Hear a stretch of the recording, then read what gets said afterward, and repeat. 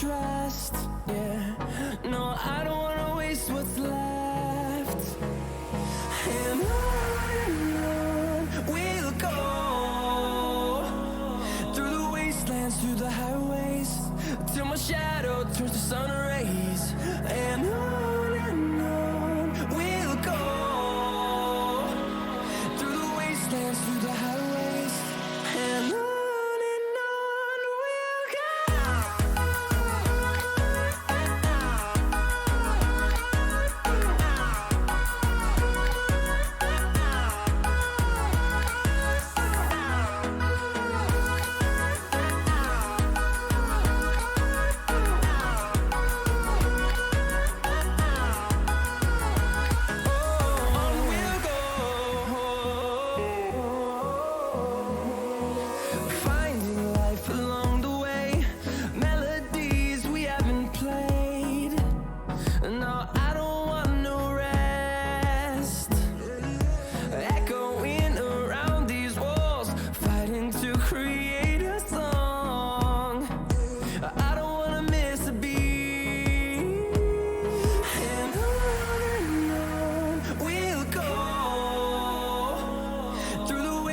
Through the highways, till my shadow turns to sun rays. And on we'll go, through the wastelands, through the highways, and on we'll go.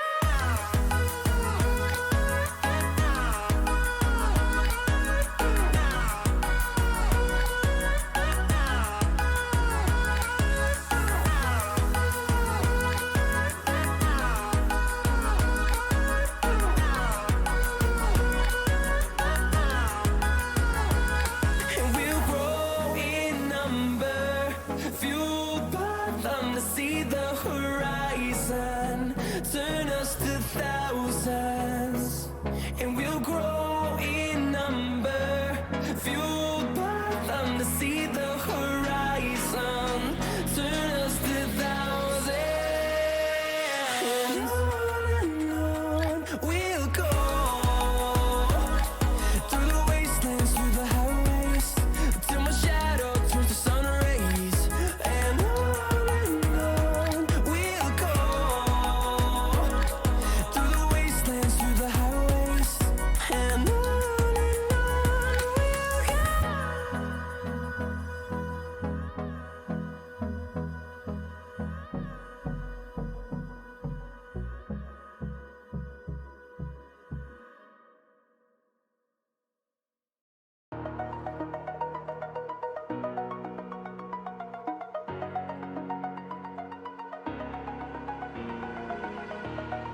over the edge, feel like I'm floating through the air.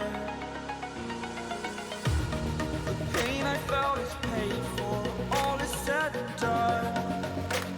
Oh, I am restricted, fixed upon the web. I need to kick the habit that my mind is breathing in. Break out, I've got to see.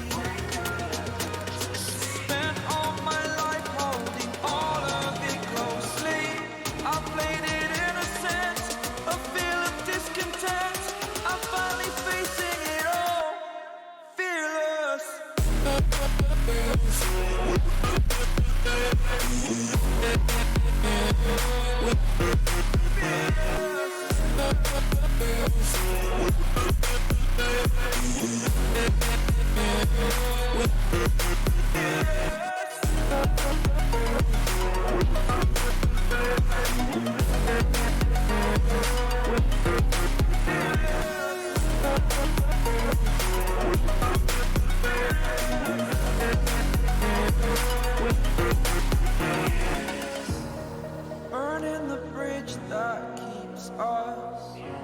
I'm here and I'm feeling fearless. Exaggerated, that's what you assume. The story's over now, I must conclude.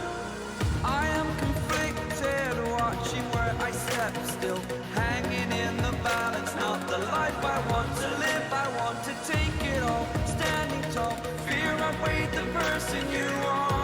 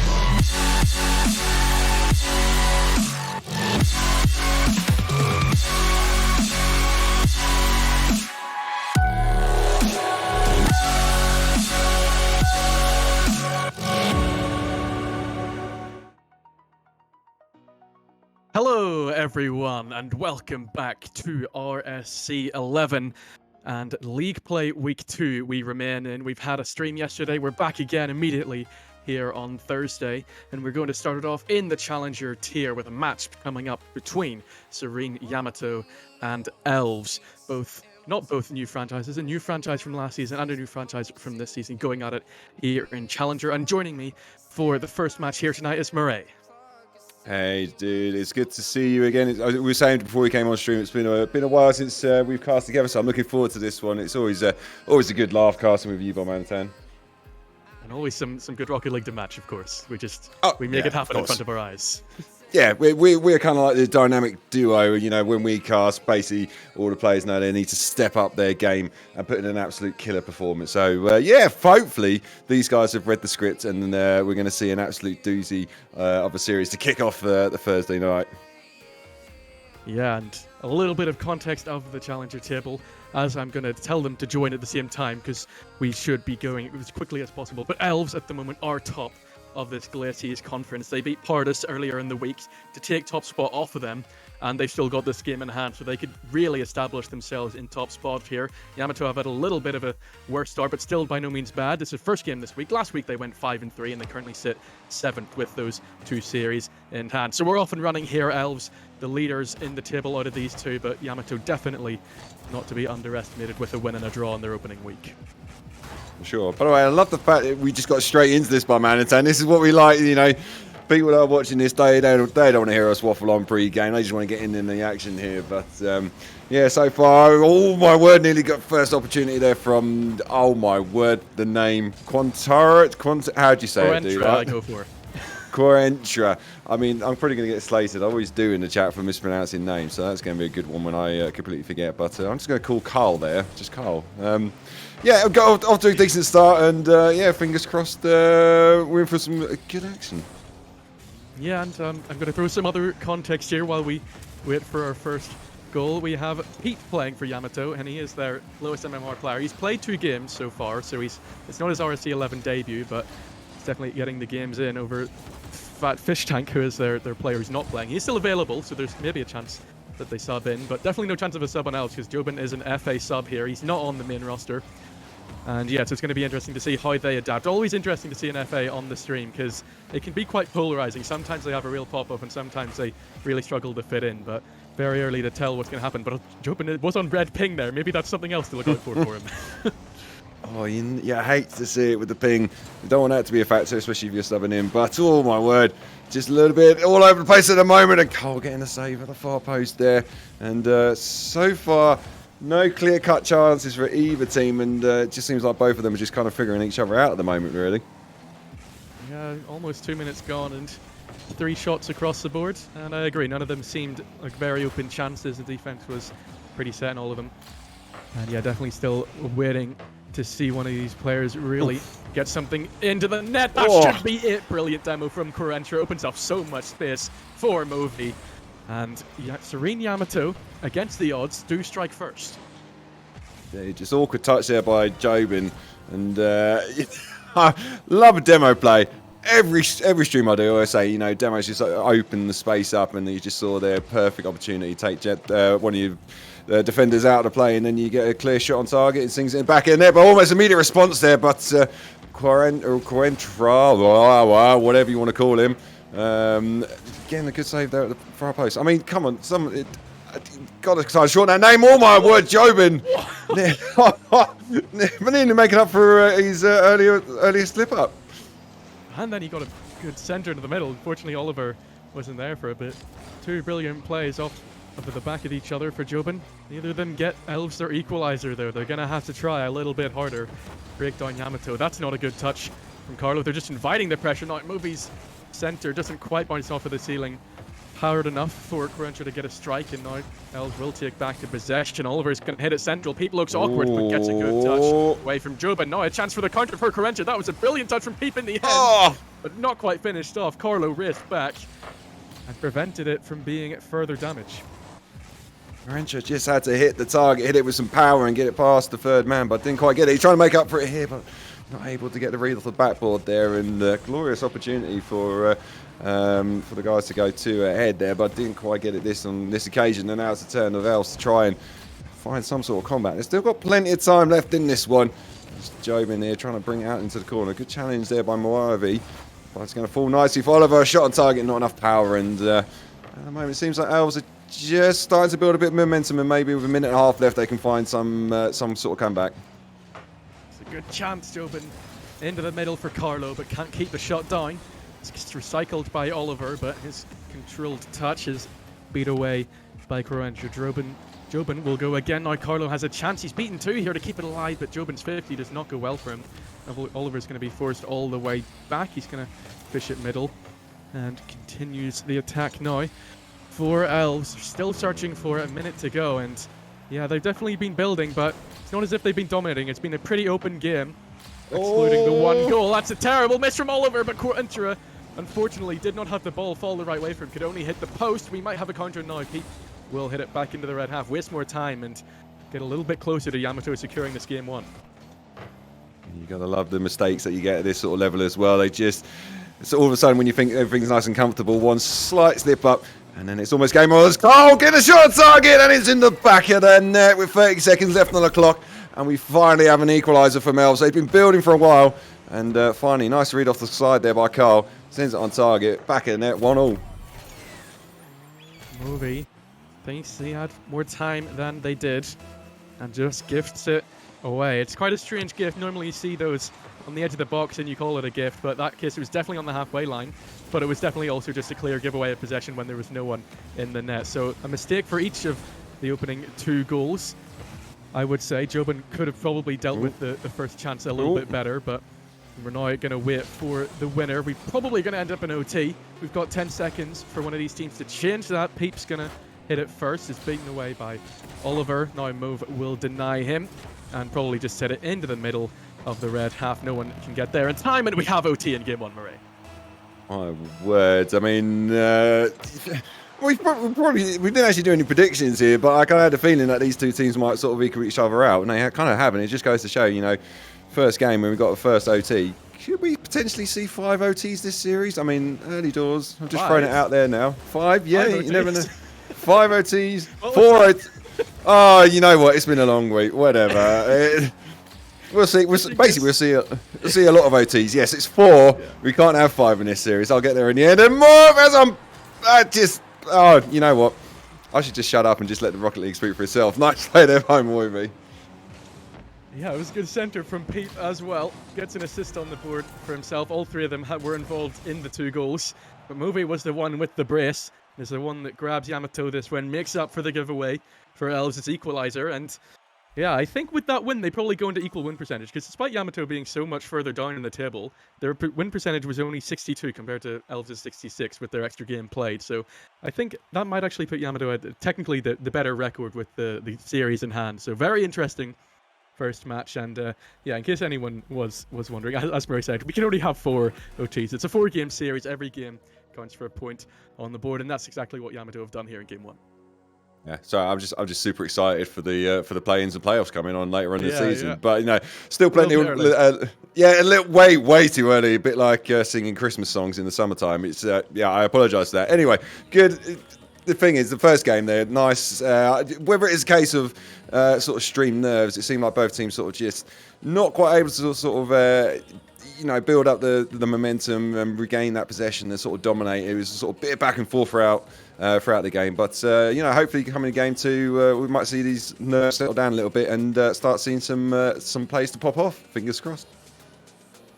Yeah, it was quite an open one. Quite a lot of midfield play going back and forth and not much sustained pressure. But I think Yamato did well for the winner to finally exploit some space that Elves gave them, because there was quite a lot of consistent rotations from the 2 teams. But Yamato realised Elves slightly took their foot off the gas in that opening 30 seconds and allowed the space to open up. Peeps hit it central.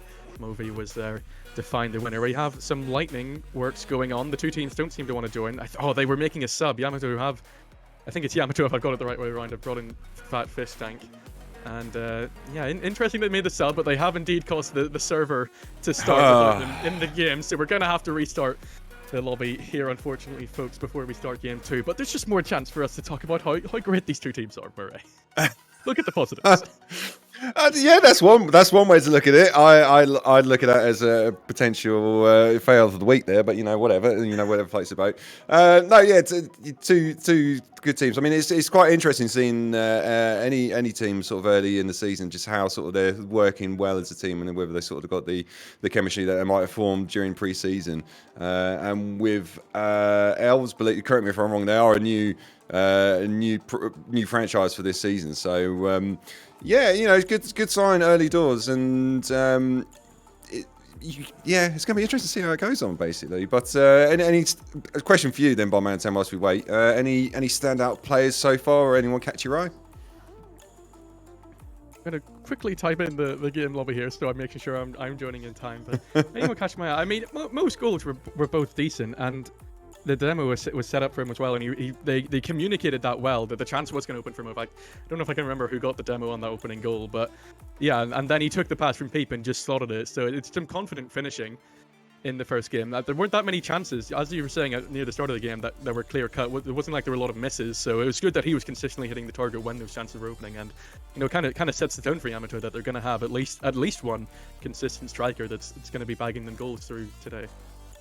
Yeah, and you always need that one player as well that a team can sort of rally around in a way, just to sort of lead the front line, if you like. So hopefully you can keep up that little bit of presence he had in the first game. They're coming into the second one, and no need for Elves to panic though. I mean, the first game is always a bit of a sort of an unknown element, and it's just a case now of how you approach the second game, and whether they come out guns blazing or sit back a little bit and kind of try and repeat the sort of same strat that they had in game 1. We will see, but I'm desperately trying to pad this out as well. I want to get this game underway, and hopefully we're not going to have another failure here, and we won't have to talk about how amazing both teams are. Yeah. They're all in. We're ready. They're joining the lobby. And I've also, found another stat for us. I've looked at the preseason because we had some chance. And Yamato actually finished second in their group. Elves finished bottom, so it's reverse of what's in the current league table. And Yamato also beat them they were in the same group. So Yamato beat the Elves. So that's like their head-to-head already, even though Elves are a new team and franchise. They have that head-to-head from the preseason. So they're kind of looking for revenge from that match as well. Oh, and here we go. 13 seconds in. Yamato are going to say, no, there's no revenge happening here today. We're going to win another series against the Elves. I mean, that is a classic Casters curse right there. Shutting you straight down there by Manhattan. But lovely passing field there, and lovely finish to kick things off with just over, 13 seconds gone on the clock. So Elves, again, still plenty left to play for. They don't need to panic just yet, but they just need to make sure that they don't let Yamato get away with this one and lose again on the head-to-head here, as she's been put on the back foot a little bit with Fat Fish Tank or Fish Tank. Just trying to push a little bit in the corner there. Entra. I'm still struggling to say the name going up for this one. Can't get the double read. And it's a little bit awkward at the moment, it seems. Both teams both seem to be giving the ball away. I'm not too sure what's going on at the moment. Yeah, that one almost looked like a chance for Oliver, but Entra prevents the double going the other way. Move will take it away. I also find it interesting that the Serene did sub after a win. Subs are rare in Rocket League. Subs are slightly less rare in RSC, but they're definitely more rare again when the team's just won. So the choice to make that change afterwards and bring their main roster back to the pitch is interesting, because you would have thought they'd like to continue the momentum with Peep when they have it, but clearly it just doesn't matter, because the same link-up has happened again. Fish Tank finds Entra, and they just slot it. Jobin and Oliver are too slow. Yamato are 2-0 up. Yeah, Elves, like I said, just you got to make sure you don't let this game run away from you, and slight miscommunication there. I think it was a slight double commit, just trying to get the challenge in, and just left them exposed at the backs, and been put under a lot of pressure at the moment here, Elves, and they've just got to settle down a bit. But yeah, I mean, the sub seems to be working out for them. I suppose it's just a case of getting your sub, getting the games under the belt, so that when you come to the end of the season, you're not scrambling to try and find a game to play your sub in, and just make sure you get him out of the way straight on. But it's certainly working out for them with a minute and a half gone on the clock, and it seems like Yamato are the ones who've got the upper hand at the moment. Yeah, and it's even more important to mention this season because the requirement has gone up. Last season it was 12, this season is 16, so you still have to play an extra full series. So yeah, it's maybe a good choice to sprinkle them into these series where you feel like you can win and just get 1 or 2 on the board for your sub and still grab those wins where you can. Very important for both your league standing and making sure you're not disqualified when it comes to the N4, as you say, not being able to scramble and get those games in time. So we're back into open play here. Actually, Oliver's trying to set up an Elves chance, but it's beaten away. Carlo will double commit with his teammate, but also had the double tap in mind. Goes wide of the mark. Oh. Cruncher will bully it all the way back to the red half, where it's not really a chance for Movi. He has to settle for the 50 with Jobin and go back into some Yamato pressure. Yeah, Elves are pushing hard, and you got to feel as well, or I certainly feel, it's a danger. It's a bit of a seesaw challenge because you got to push. You got to try and find something in it. We're now past the halfway point, and they got to find 2 goals somehow, and they're going to be pushing hard. But you got to make sure you still got your third man in some form of covering role as well, because the more goals you can see, the less chance you got of coming back into it. But 2 minutes left to play on the clock, and still no clear opportunity. But we might have something here off the crossbar and down. Oh my word! Oh! Somehow Yamato hold on to the clean sheet, and that was possibly the worst crossbar hit I've ever seen, because if it had just slapped clean into the crossbar, Carlo was there for the rebound, but the fact that Barnes down and then back up meant he couldn't get there. No, there will be a chance. Carlo this time makes no mistake, off of the crossbar and gets it in on the rebound. Elves pull one back. Yeah, third time lucky was that? To finally get it in, and it was almost nearly a save, I think, by Jobin as he was rotating out there, which would have been absolutely disaster. But they've managed to find that goal that they needed to bring themselves back into it. They've got every opportunity now, and they've just got to make sure with 1:40 on the clock that they don't succumb to the pressure of Yamato. But here they come again. More of a cold good speed from him near post there, taking the ball into the right-hand side. This time keeping it under control, just lets it run away from him. Fish Tank pops that one up. Oliver's all alone at the back, but it's good speed from him. Gets up into the air fast enough, and he keeps it at 2-1. Oh, Corentra's pinch almost just flies into the net, but fouls off of the front post.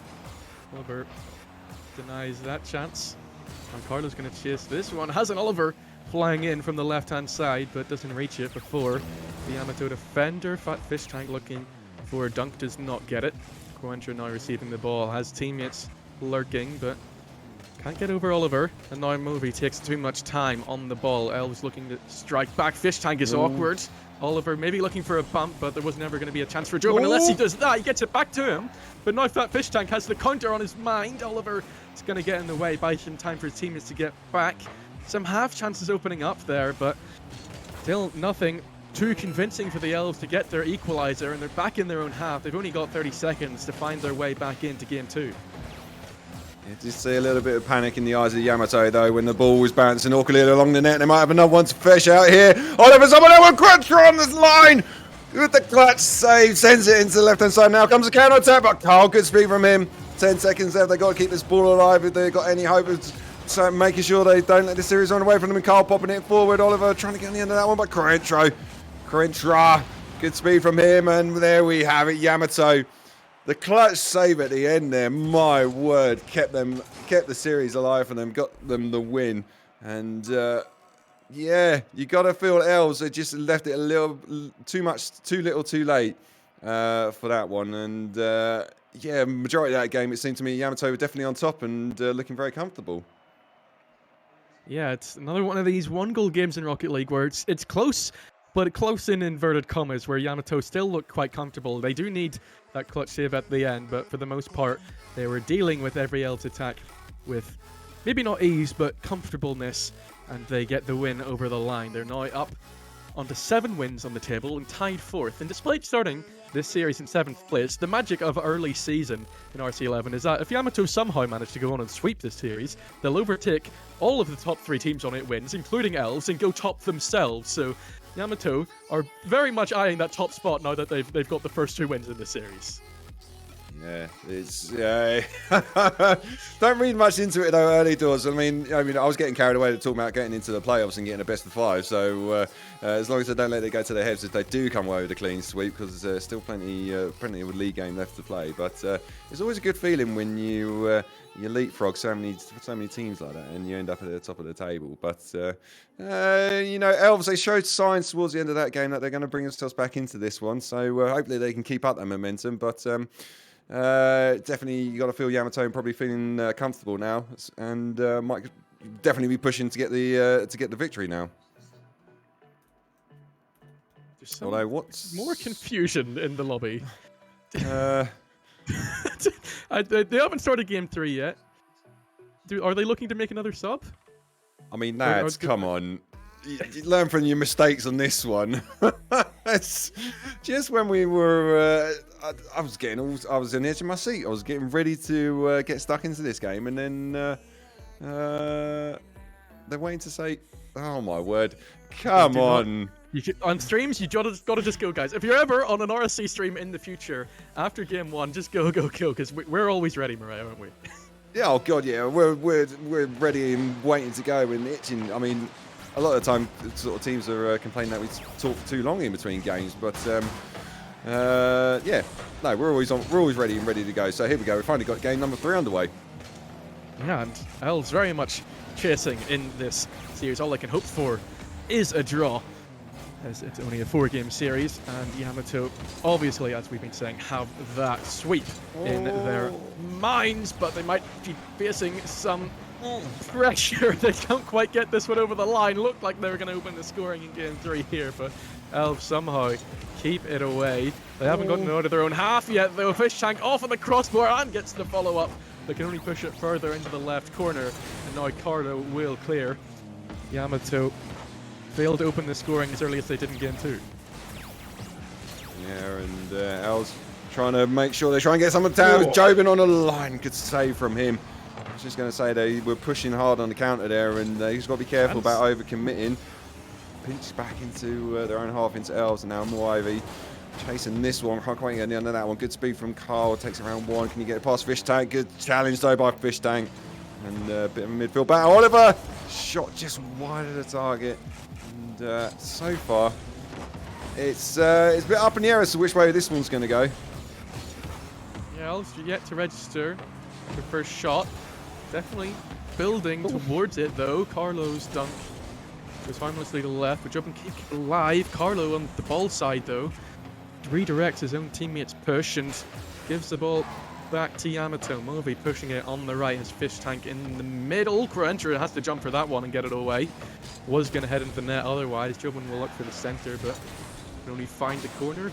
Carlo's going to challenge, and then Oliver follows it up as well. They're trying to build these 2v1 advantages and win the ball back when they can, but they're really struggling to get any chances out of it. They've been in the blue half for a good 30 seconds and still nothing. That's a good effort from Carlo, but too far behind Oliver, and he has to recycle it once more. Off of the ceiling he goes, but no trouble for Moby to get it away. Yeah, slight triple commit there by Yamato. Got to be careful with those ones. Oliver, shot on target. What? Oh, no need. There's still trouble. He gets it away from Carlo as well. Croentra with a huge move in the back end. Somehow dives for that one. And we still stay 0-0. Elves have definitely got a shot on target now.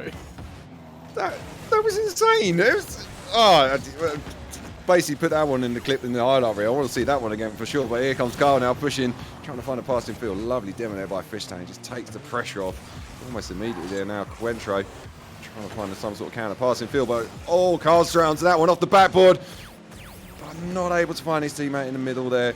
And as we're hitting 2 minutes on the clock, or 2 minutes left to play on the clock, we're still 0-0 somehow by Manhattan. Neither team can get it over the line.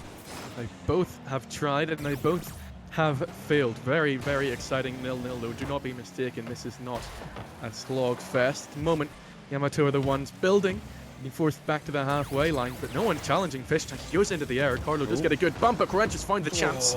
Oliver bring it off of the goal line into safety into the corner, but can't get it past Moby. He's got a good centre for Fish Tank, but the 50 did not go his way. Carlo now wins it off of Corentra, and Carlo's going to pick it up on zero boost. Instead finds Oliver. They do get it back in the blue half. Fish Tank's clear is going to be jumped on by Carlo, but there's no one there for him. Gruencher sends it all the way back into the red half. Teams now seemingly struggling to connect passes. There's a double with a wifty, if you will, in the middle, and now it's going to open wide open for Fish Tank. Jobin now tries to match Gruencher's effort. Another diving save, and we still are 0-0. Gruencher to finish it. Surely it's off with the crossbar though, and Carlo now denies any rebound attempt for Movi.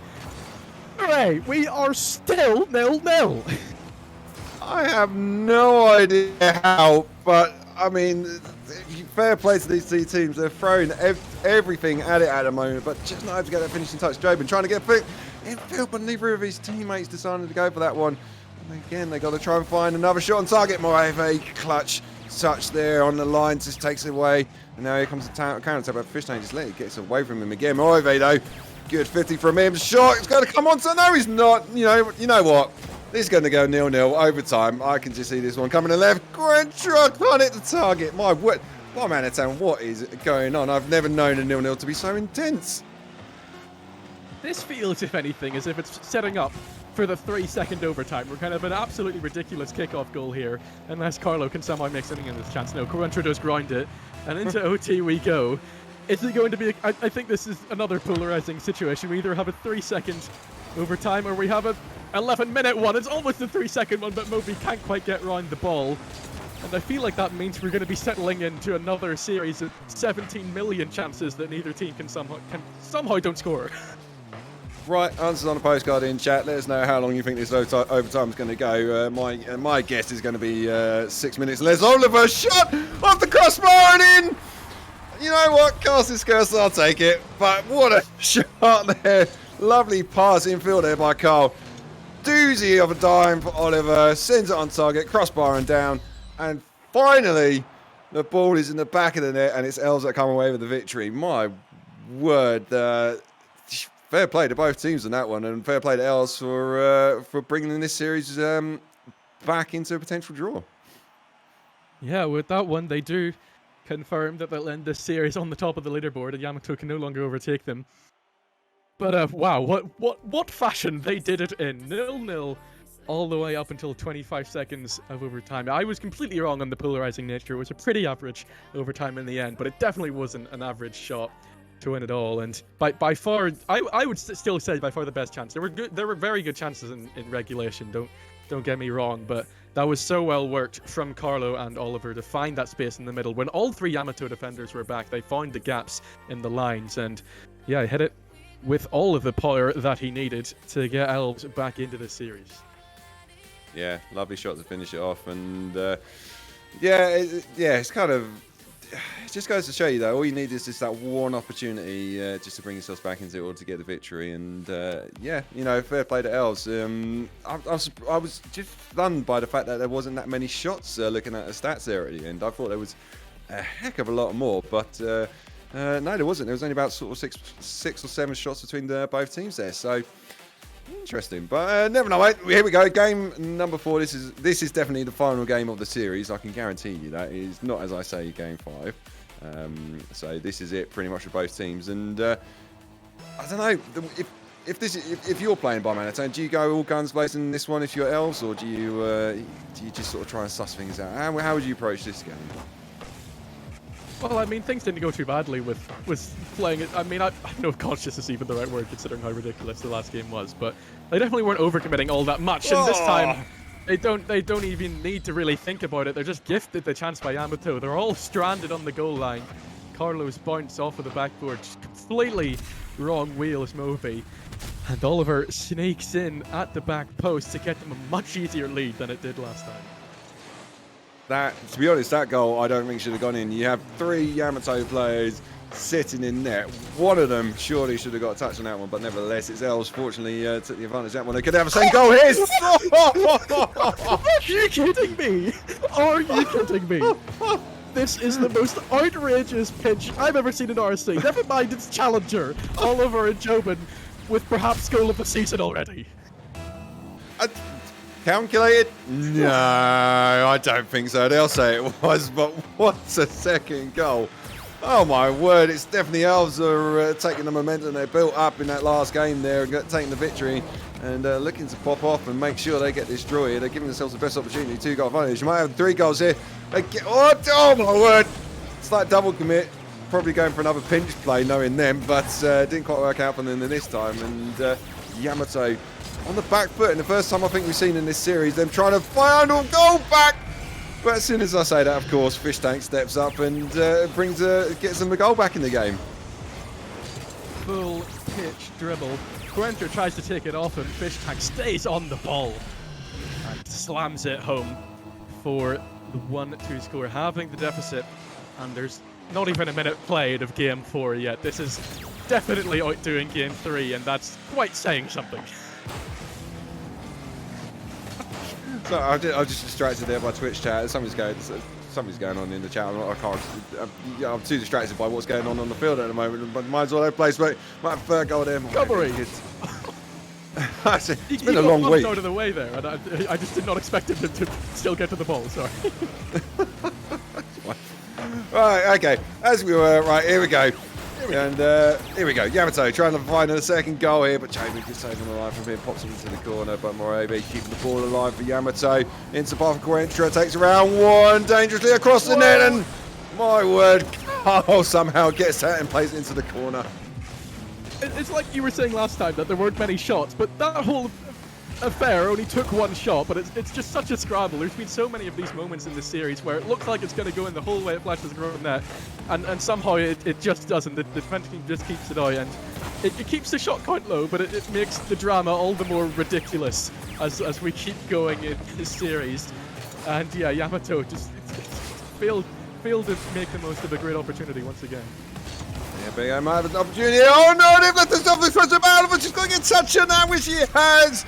And the slight overcommit. I say slight, the massive overcommit there. Quentra trying to make sure he gets some sort of shot on target. Instead, good 50 from Oliver. Chases his own 50. Sends it to the back end there. And as we hit the halfway point, it's Elves are looking in a position that we haven't seen them all series. And they got a 2-goal advantage. Yeah, and Oliver, all 3 of the goals, a hat-trick to his name. Yamato almost pull it back to a 1-goal game immediately, but not quite. You're definitely going to be chasing hard in the second half of Game 4 here, but Elves looking like they've just hit another level of consistency. That's not a good jump from Movi. Completely misreads the flight path of the ball.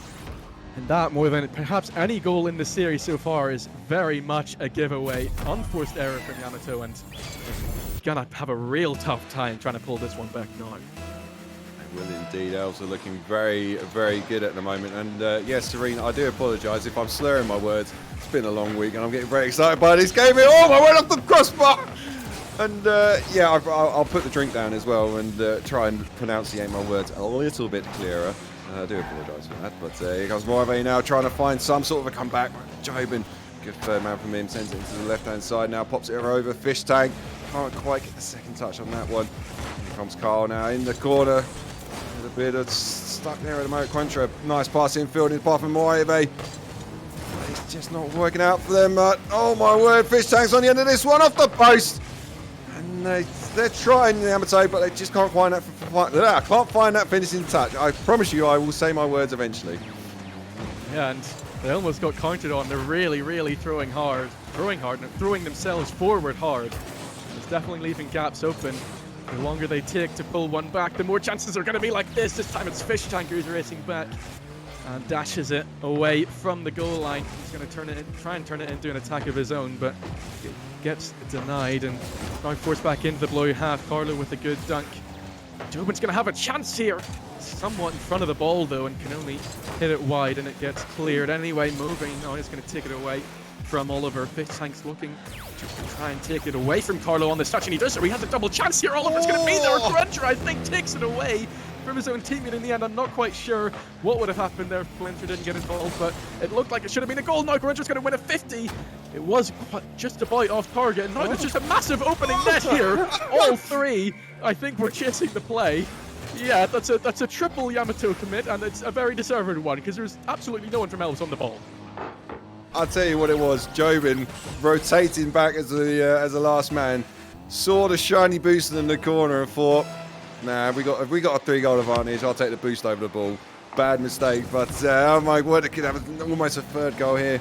And Yamato, if they can get some sort of an immediate response here, might have given themselves a chance. But Oliver, good play from him, pops it over. Moave, Carl's not going to be quick enough to get the end of that one. Quentra sends the ball back into the Elves half, and 30 seconds left. It definitely seems like Elves have got this one in the bag, and it's I've got to say, it's been a good comeback from Elves. Icing on the cake, maybe for Carl. And yeah, they put in a good solid performance here in the last 2 games to make sure they come away with at least a draw in this series.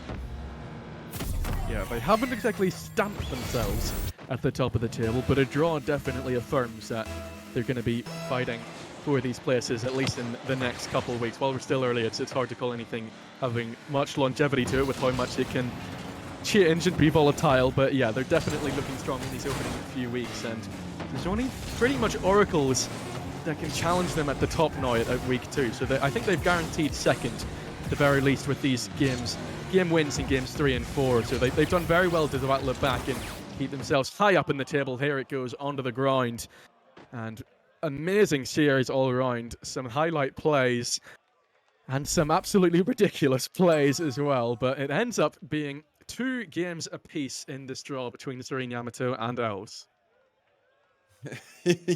Yeah, by all means, please do clip some of those plays, because I need to see them again. Absolutely insane. And yeah, definitely a series of 2 halves, if you like. I mean, Yamato were looking very comfortable in the first. I think, well, it was comfortable. You know, they got themselves ahead. They got the 2-0 series advantage, and then they just couldn't hold Elves at bay, especially in game 3 there when they lost in the overtime, of course. But you can't take it away. I mean, that's the sort of attitude you need if you're going on further in the season and you want to keep yourselves at the top of the table. Even if you're 2-0 down, you've got to keep on fighting and you've got to make sure you get something out of it. And fair play to Els, brought himself back into it. But like you say, by man of 10, amazing series to kick things off. And I'm looking forward. You're going to be leaving me, but I'm looking forward to sticking around and seeing whether the next series can match this. But yeah, good way to start the stream, I reckon.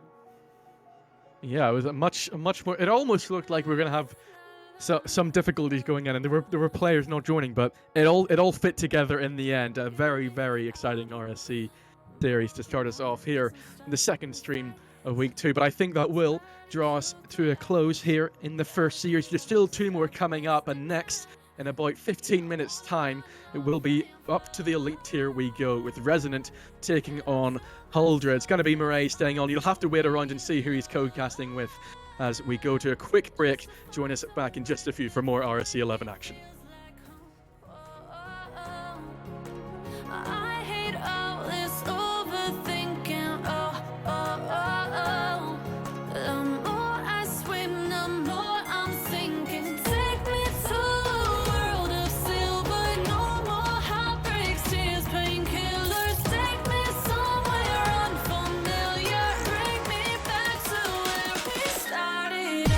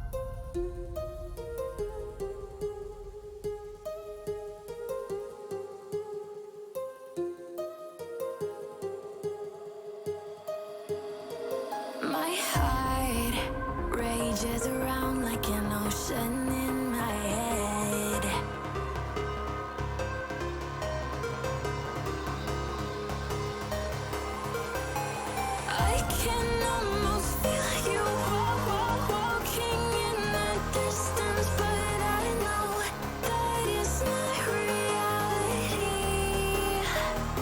If you are echoing around inside these parallel dimensions all alone, know I'll find you in my dreams.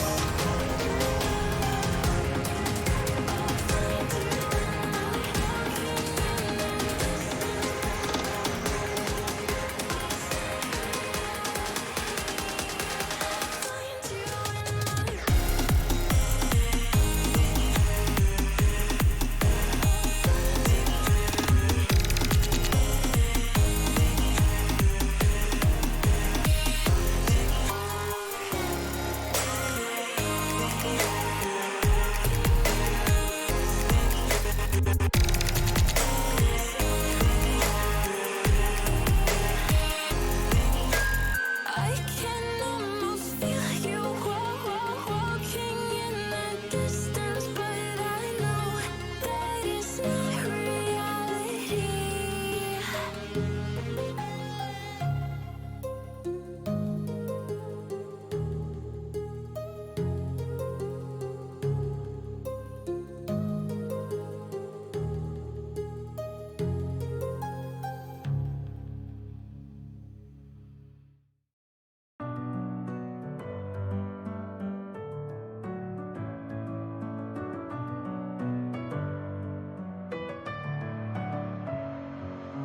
Messing with my head again. You had your heart set on me, but these feels, they come and go, and they come so easily. Tell me what it is about you that I can't forget, but you're breaking down my walls again just to set me free. Why do I, baby, why do I love the way you always leave me? Why do I, baby, why do I love the touch but never love the feeling? Why do I, baby, why do I love the way you always leave me? Why do I, baby, why do I love the touch but never love the feeling?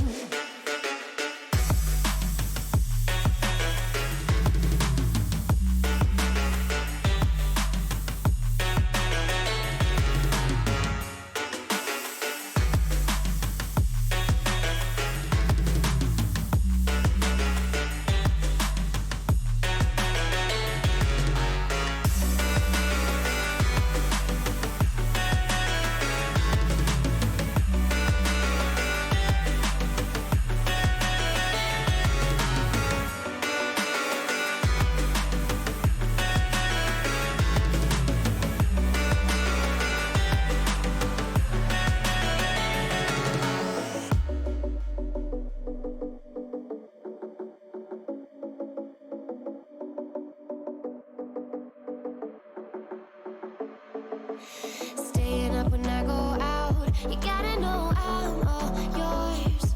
But when I say what's that about, you start slurring your words. Tell me why you have to seem so distant when I'm holding you. Your fingertips are drifting away, and I fucking love how it hurts. Why do I, baby, why do I love the way you always leave me? Why do I, baby, why do I love the touch but never love the feeling? Why do I, baby, why do I love the way you always leave me? Why do I, baby, why do I love the touch but never love the feeling? Why do I, baby, why do I? Why do I, baby, why do I? Why do I, baby, why do I love the touch but never love the feeling?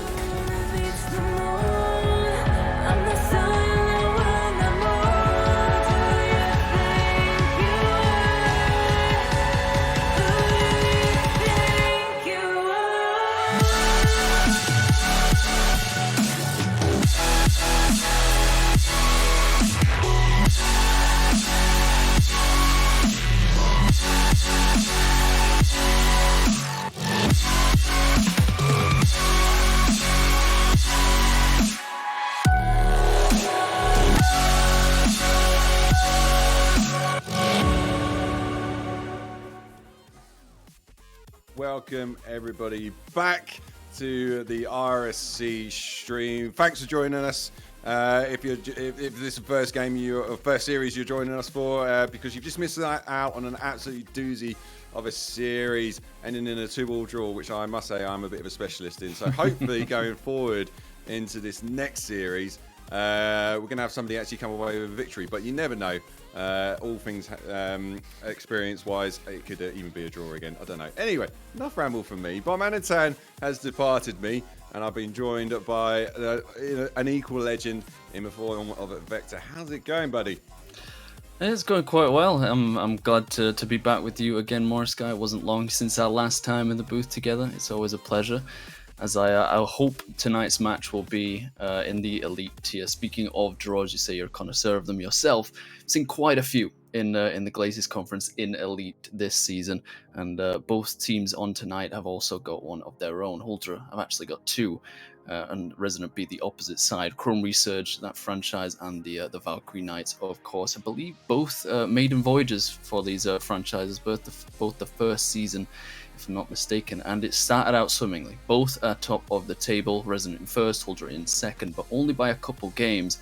And really, this could seriously go down to the wire, just looking at the capabilities of both these teams and how close they appear to be. Yeah, I mean, it's early doors, so it's difficult to sort of read too much into it. But yeah, great start by both teams to start off the season, and of course, being new franchises, it's interesting to see just exactly how they're going to perform. And they seem to be doing pretty well to start things off, and it's definitely evenly matched on paper. So whether we're going to see something similar to what we saw in the previous series, where both teams sizing each other out at the start, and then one team looking a little bit better and then suddenly falling away from it. You never know where this one's going to go, which way this one's going to go. I mean, looking at the player stats there as well, very even again across the board. I mean, of course, being the early seasons as well, Vector, I don't know, it's difficult for sort of like a player to sort of properly stand out, but is there anybody there that's sort of taking your interest, taking your eye? Yeah, odds just feel a bit premature. You don't really tell until week 3 or 4 when the real standouts come out, because in terms of player score and whatnot, only some people have only played 4 games and 8 games, others have played every single game for their team, and it's hard to differentiate them at the early beginning. But for me, the standouts on the side of Resonant seem to be leading the line. RMD and Frank, some high-scoring players there, of course, on the top of the table, so it makes sense with the 23 goals scored across the entire team. On the other side, Pesky and Lynx, the big standouts for me on Huldra, as they have 26, 3 more goals, but their goal difference is 7 less than Resonance because of their better defense. So it might come down to that. They're both high-scoring outfits, but if you can prevent your opponent from being, so offensive as the other teams have failed to do, particularly against these two teams, at least early season, then it could be a very tight, tense affair where it's low scoring maybe in the first few games. Then when they figure each other out, it just goes back and forth, and we could end up seeing another draw. But these teams do have history. They're in the same group in preseason. They drew against each other. Most importantly, Resonant were the top by 3 games and a plus 20 goal difference though in the preseason. They went into the knockout stages, got knocked out in the semi. Unfortunately, didn't get that far. But it was a strong start for both teams. Resonant's got 2 wins, a draw, as you already saw. Huldra have got 2 draws and 1 win. So really, this could be a decider for first in Glazes heading into week 3. Although I do believe Huldra would have to sweep in order to get there, based on goal difference, because they both end on 10 wins if Huldra win by 3-1. But I expect Resonant to probably be the stronger of the 2 sides. Well, I'll tell you what, there's only one way to find out. So, of course, we're going to go over to Manfield Night to get this game underway, because I can already see in the chat the players are getting a little bit antsy, and they just want to go and get this game underway. So rather than us waffle on for much longer, Vector, let's see exactly which of these 2 teams is going to pop off. So remind me again, which team are you going for in this one? Who's going to come away with the victory? I think Resonant, just by the slightest of margins. But as you've mentioned time and time again, it's impossible to tell just which side will have the strongest start. Thankfully for Resonant, they managed to get 1 save, but not quite enough. Danger Man already pointed out beforehand in the Rocket League section. Pesky Bird, well, it used to be Pesky Bird, now it's just Pesky. Shortened it, short and sweet, and a sweet finish there to open up the game. I mean, you got a feel for RMD there. Got an absolute doozy of a save at the post there. It's not enough. Just, unfortunately, the bounce just fell straight into the path of Pesky. You then had the cheek, oh my word, to try and squeeze it in between the tiniest of gaps in between RMD again and the post, and it just worked out in that case. But here comes Cracks now, trying to get the immediate response. And Pesky, one end of the field to the other, putting in an absolute performance, and we've only got 30 seconds played here so far. Yeah, beginning of the game, it's completely expected. Both teams, such high scoring, high octane, offensive outfits, styles of play. Makes complete sense that it started out this way. But Huldra getting the best of things. Only one shot for Resonant and plenty of time on offense. Great play here from the ceiling from Pesky. Going for the double tap, gonna finish it as well. Gets a lot of space to work with, uses every single inch of that aerial play. Beautiful. So I'm just watching that one back here again. Put that Just one on gotta the admire highlight it. reel. It's beautiful stuff. Oh my word, the double tap off the backboard into the top bins. And Pesky is definitely putting in a performance to make sure that other players in the league take notice of him. And he's got to make sure it's all slightly awkward there on the defense. So Track's good read from him on the right wall there. Didn't quite find his teammate, but basically, Resonance have got to find some sort of response here, because you just feel like Pesky's feeling on form at the moment. We can see a bit more of him as the series progresses. One thing to note, Serenity is playing this series, the captain of this team, as well as being a player GM of the Chrome Research franchise, but has played the fewest amount of games for the team, and is looking to make his own mark in this series and in this season. Did get a decent touch through the midfield there. RMD wasn't target, awkward for the defenders, and finally they get one through. That rotation was broken down piece by piece. It took a while for Resonant to start going. When they did, they get there. Oh, big mistake actually. Sort of a half pinch between Kingsman and Pesky. Getting confused, and they've got punished for it. Yeah, and I think Lynx was anticipating the ball to get sent up the other end of the field, and then suddenly realised he had to scramble back to get in rotation with the third man there. Didn't quite work out for him, but that's the response they needed. So Resonance to just make sure that they're keeping Huldra at arm's length, and they could get a second one in, which they no! The net was open, it was beckoning, and it didn't go in. Oh my word! I can already see it. I can already see that on the fail of the week clip on Monday.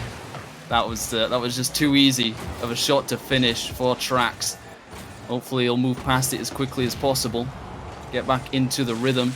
It's the only thing that you can do. It's the only logical, rational response. It's a great underplay here by Lynx, faking out the first man, but didn't quite have the power to beat the next defender. Does Resonant get away with another attack this time? Great pinch across the side of the field. R&B in position, but not much boost to work with. Kingsman playing very smart there, just taking it all the way up the backboard, keeping it away from danger, maybe trying to find his second man, but Trax is there to no avail. And really, it could make a big difference, that miss from Trax come the end of this game. A little sidetrack there, as I suddenly saw all three of the Huldra team basically in formation charge up left hand side of the field there. I was slightly overcommitted. They just got to watch out for that. Because they've only got one goal advantage at the moment, which is on Knife Edge, especially in Rocket League. But they're doing well at the moment, just making sure Resonance don't string too much together. But Trax, net was open there, didn't quite get the shot on target, so it's turned into the corner. And R&D, good challenge from him, just couldn't find it on target there. And Kingsman trying to retain possession here, but this is a good spell for Resonance. But can they make it pay? They've got a minute and a half left, but they're still a goal behind. Your mentioning of the Red Arrows imitation, so we say, of Ultra going forward is kind of that double-edged sword, isn't it? Of having an extremely offensive team that likes to score a lot of goals. If all three of your players are desperate to get forward, desperate to get shots on target, it is so easy to get caught up in that rotation, get tunnel vision, and then get caught out on the counter. Another big miss here allows Serenity a bit of time, but nothing to work with in the tank. Gets pounded instantaneously. Traxy with a lot of space, way too much space, you've got to say. That was a wide open net for like 5 seconds by the time he'd realised. I think there was a cut in midfield there by Lynx. Maybe turn ball cam off, assumed going for the mid boost was the best play there, but ends up being taken away from it. And with a 1 minute left to go, it is a tie game, and a surprising one at that. Yeah, I mean, it's like you say, when you've got offensive players, it just feels like, you know, every time they go push forward, all of them are just thinking we've got to get a goal on this play here. When really, when you've just got a slim 1 goal advantage, sometimes you've got to slow down, but not when you've got a passing play like that. Perhaps Pesky off the right-hand wall there. Sees his teammate Lynx finally making a charge forward. Lovely passing field and slots it into the back of the net. And they've managed to regain their 1 goal advantage. Likely the freest shot he's going to get all series. All worked well, incredibly well by Pesky off the sidewall. Know how dangerous he can be on the aerials with the shots, but he can assist as well. Beating 2 defenders straight up. Now they're in a awful situation. Here is a decent looking attempt by RMD to redirect that one. It calls 2 defenders out, and Serenity comes flying in to find his first goal of this tense series. You've got to say, Pesky tried to get that off the back ball. Kingsman was in the right place, but Lynx dives immediately. And again, it's that mentality of them being so offensive. It's not just on offense, it's defense as well. Their aggressive mindset, get the ball as quickly as possible, get to it, you know, get anything on it. And as a result, if there's not communication in time, it can really leave you dangerously open. As a great fake opened it up for RMD. Trax as well misses another sitter. Post and out. We're heading to overtime in game 1 unless something crazy is going to happen. Trax does keep it alive with the second left. Serenity there, but he can't get it down far enough. Too quick for RMD to reach it. OT in game 1, and I mean, this is no surprise. 3-3 for the first game against the top 2 in the conference. Fantastic. It is indeed, but here comes Kingsman. It's in properly. Oh! Serenity not able to keep that one out. I thought he had enough on it, but it was just too powerful there. Lynx, lovely shot on target. Not Very much Serenity could do. Unlucky for Serenity, but a Holdra, my word. You know what? I just don't know where to start with that game. I mean, both teams were absolutely throwing everything at it. It seemed at certain points during that match, and I mean, this shot count goes to sort of speak for itself. I mean, yeah. Where do you start on that one, Vector? Where do you go? Well, I think we should start at the end. That overtime, it felt like it ended as quickly as it began. Obviously, we saw a lot of mistakes, more particularly from Holdra there as a result of their concessions. As we saw the bad touches, the double commits especially, that could have been better and maybe would have led to less of an awkward situation for Holdra in that overtime. But it just the positioning of Lynx on that play. They have such trust in each other and such ability to know when the right time is to push for an offense. They don't always, of course, as we saw from the overcommits and the open net that Trax finished off. But when they're on it, and really all that matters is that they outscore their opponents. This ended up being a 1-0 game essentially, but they'll not care the fact that they've conceded 3. They've scored more than their opponents, and that is their style, and it's been working well at the beginning of the season. Whether or not that continues on as they find teams that are able to match them, I don't know, but this is a team that's supposed to be able to match them right now. Resonance is second place. They are so damn close to them in the table, and if they're struggling against them, who's around to stop them? Indeed, and I got to agree as well. When you got that trust, it's a great thing to have, but at the same time, it can also be a weakness. As you did see, the first, 2 of the goals that did come from Resonance came off the backs of Link, just maybe trusting a little bit too much. Oh my word, nearly getting this good start there for Holdra, trying to capitalise on their first goal, first game advantage. King Gas just not able to keep that one under the bar. But yeah, basically what I'm trying to say is, if Resonance can sort of exploit some of those slight, overcommits and just, Link's pushing a little bit too hard, and you never know, they might be able to come away with the victory in the game. But time will tell. Time will tell just how quickly Pesky can completely dismantle your philosophy here, Morris Guy, and Resonance's ability to defend the ball. Serenity does go up, but not nearly quick enough. Pesky's just too fast. Defender does get a touch, but again, not nearly enough, just as the overtime goal was itself. And that I was thinking of it. I was thinking the next thing to say was that they need to limit Pesky. They've just got to get in front of him as much as possible, annoy him as much as possible, demo him if you have to, even send just one player to try and get rid of him on defense, because he's just absolutely phenomenal at getting around players, at being able to dribble the ball in midair. It's something that in Elite, that if you can do that consistently, you are nigh unstoppable. Speaking of unstoppable, or Sky Trax gets one on the board. Yeah, I mean, whilst you were praising Pesky there, he got caught up in the corner. Lovely challenge there, and it falls into the path of Trax. He sends it into the back of net, and as they hit the minute mark played on the clock. He's an attacker, not a defender. It's okay.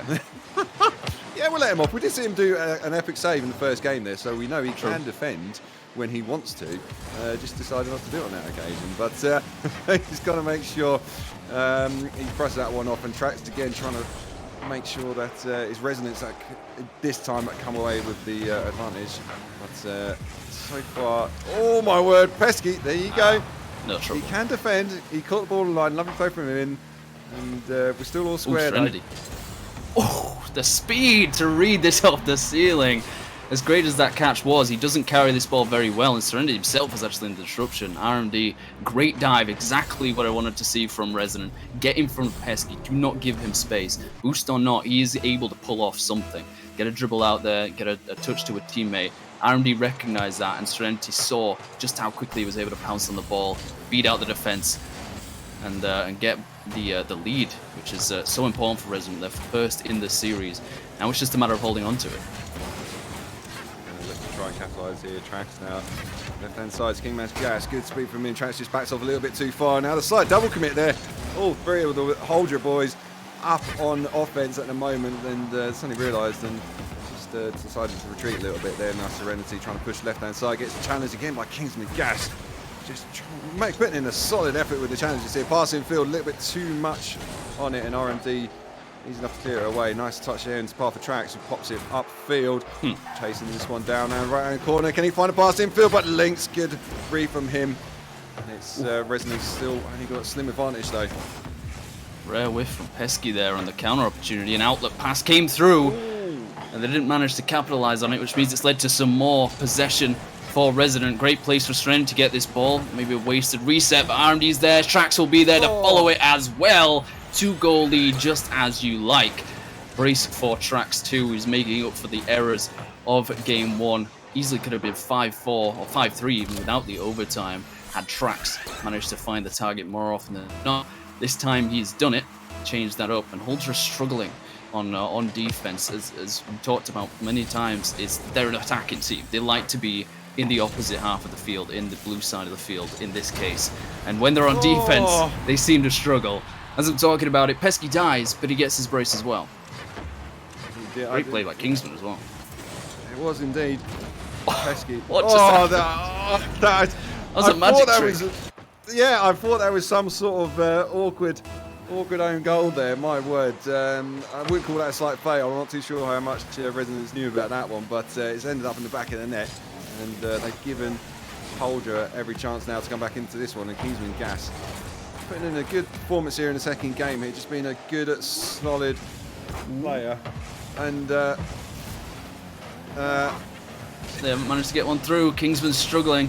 He's got to get back here, not much boost, and it hasn't spawned in the corner either, but his opponents don't know that, so he's managed to get a great 50 out. Lynx pushes it forward to the backboard, so he can't touch it. Lynx didn't expect the miss either. Kingsman is the last person to touch it on this first play.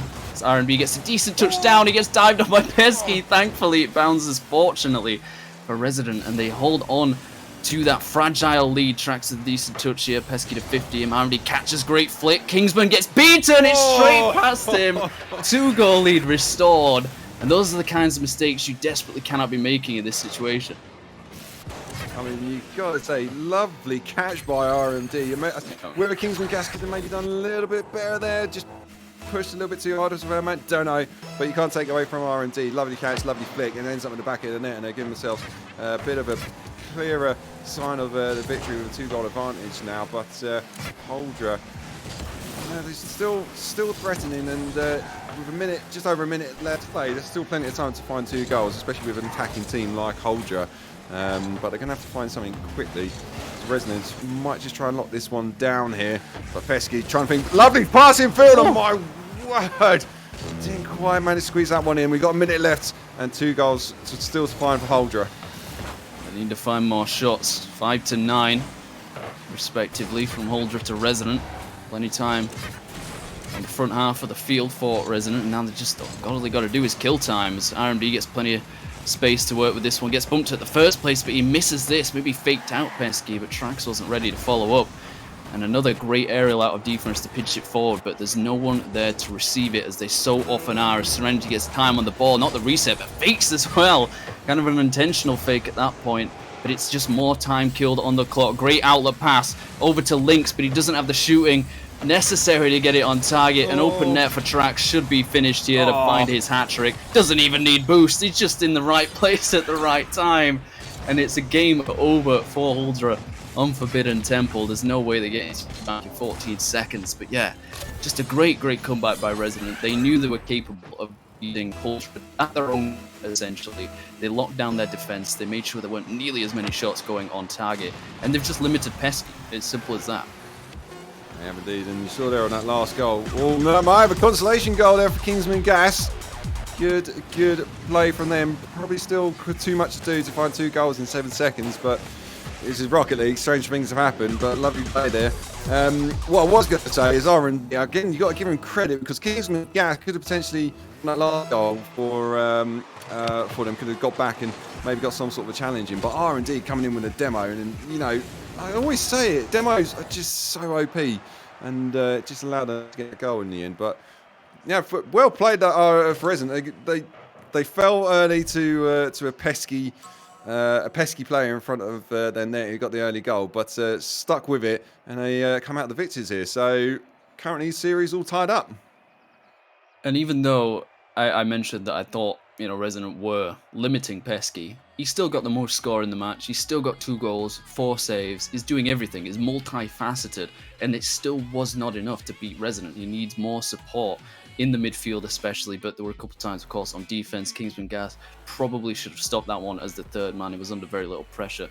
Just a mistake in positioning there, and it led to a difficult comeback, should we say, for Huldra in game 2. But I don't think this is the end of the world for them. They're self-confidence in offense, I don't think dents their feeling that they're not good enough in defense, because they clearly were in the first game, at least enough. It did go to overtime, and it was 3-3 before that, but they just got to keep scoring. They just got to push forward, keep that pressure up. Don't be afraid of staying in the midfield, not always over rotating to the back post, because they feel like Resonant getting quicker as the series goes on.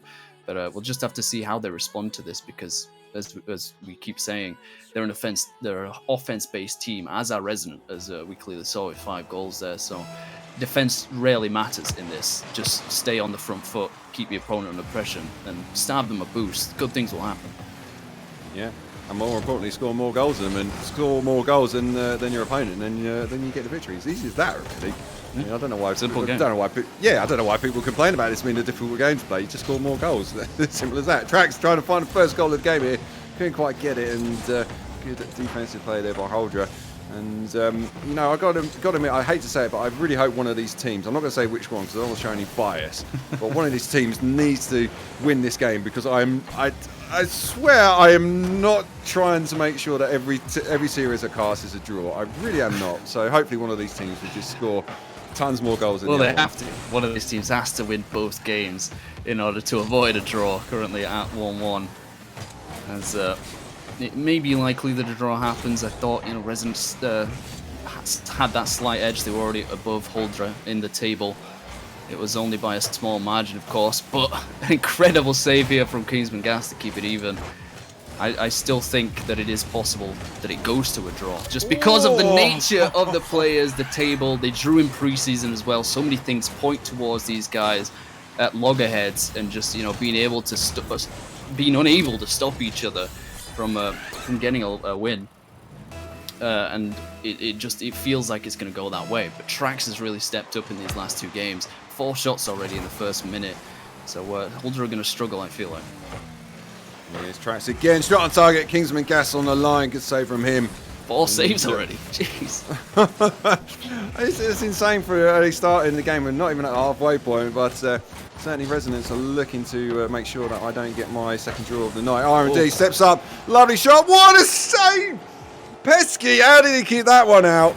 Not too sure how, but he has done. He's showing that he can actually play defense, which is good to see. But they're being pegged back at the moment, Holder, and they just got to don't let Resonance run away with this one. I think Pesky's upset that Kingsman is above him in any stat, saves or not. He's trying to get some of his own. Strax gets one here to deny Kingsman Gas's second shot of the game here. And be a decent touch to the corner, but Resident always right there. The second man is in such a great position, ready for the play to develop.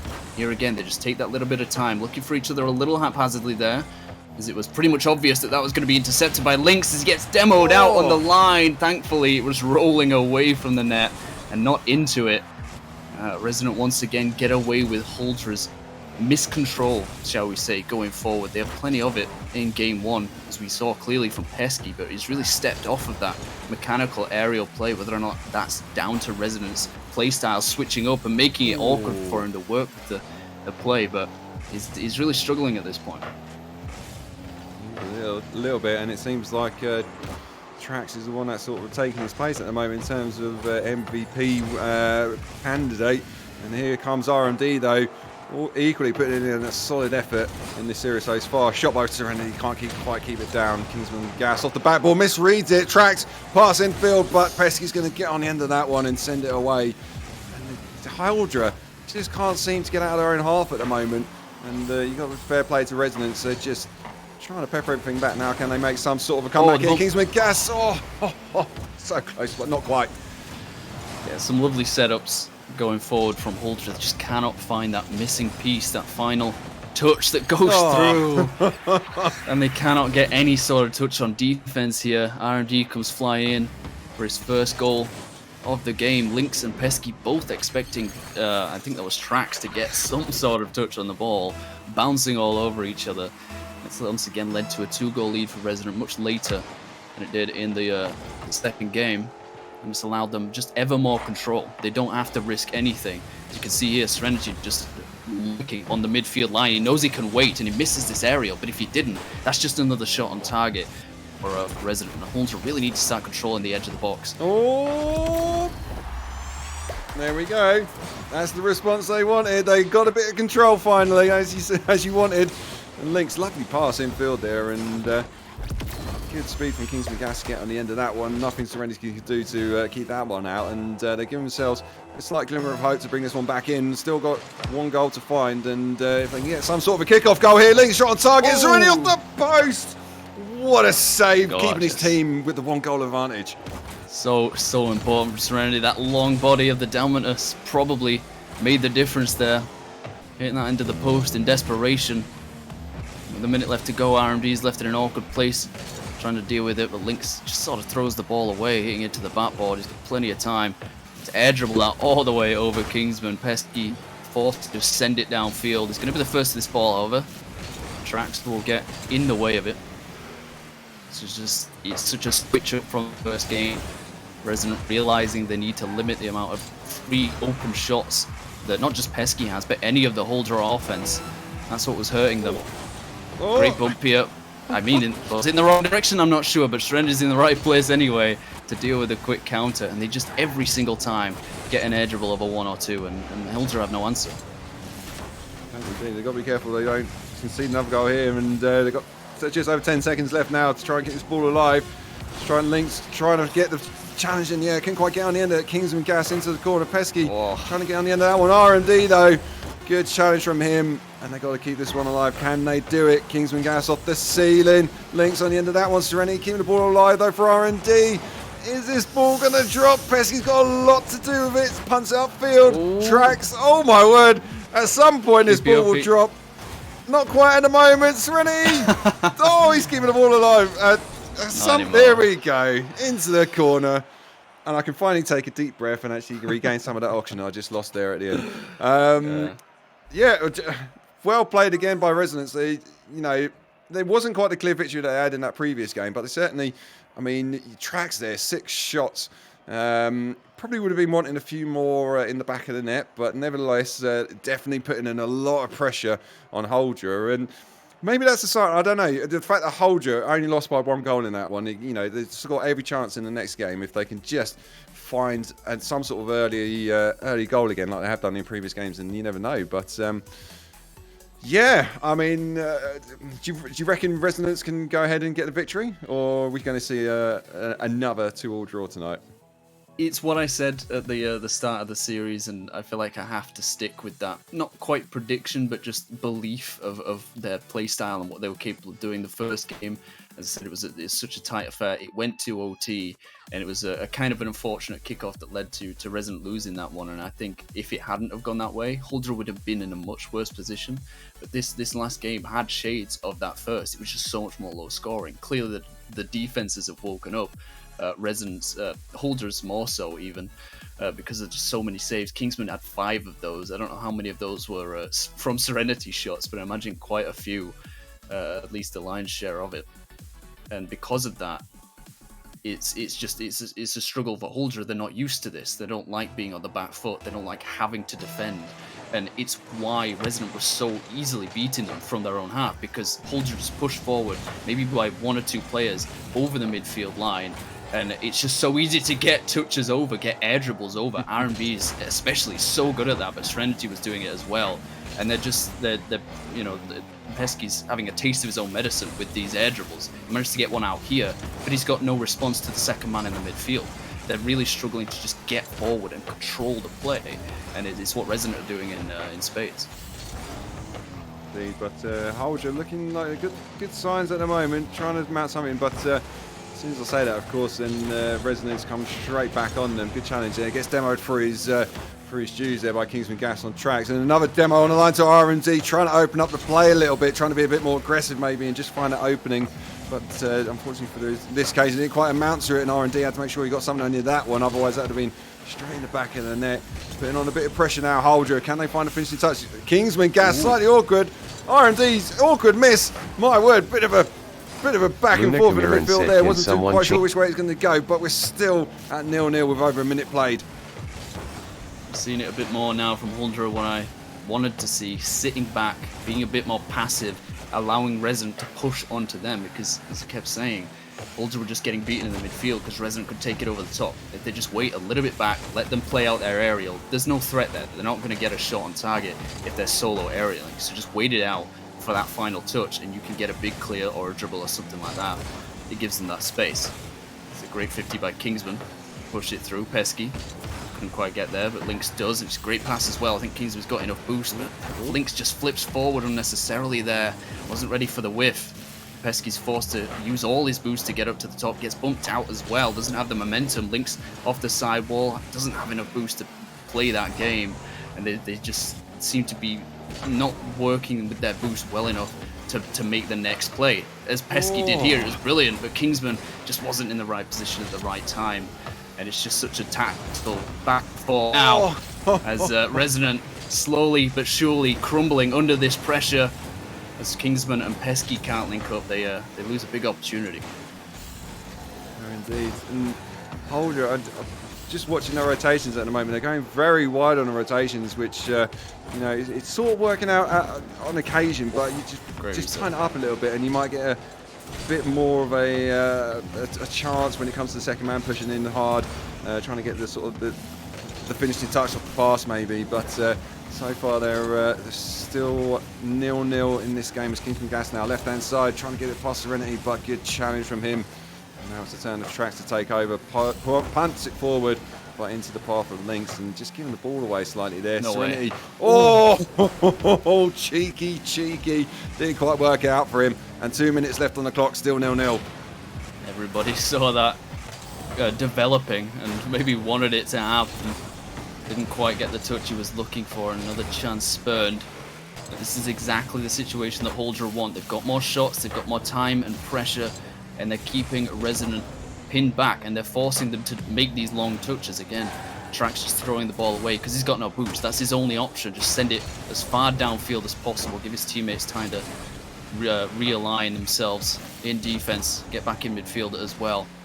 Pesky with no boost is forced to drop it down to Serenity. RMD's right there, and that looks so vicious as it materialized, but can't get the angle he's looking for. And really, Huldra, we kind of get away with this this loose play in their own defense again.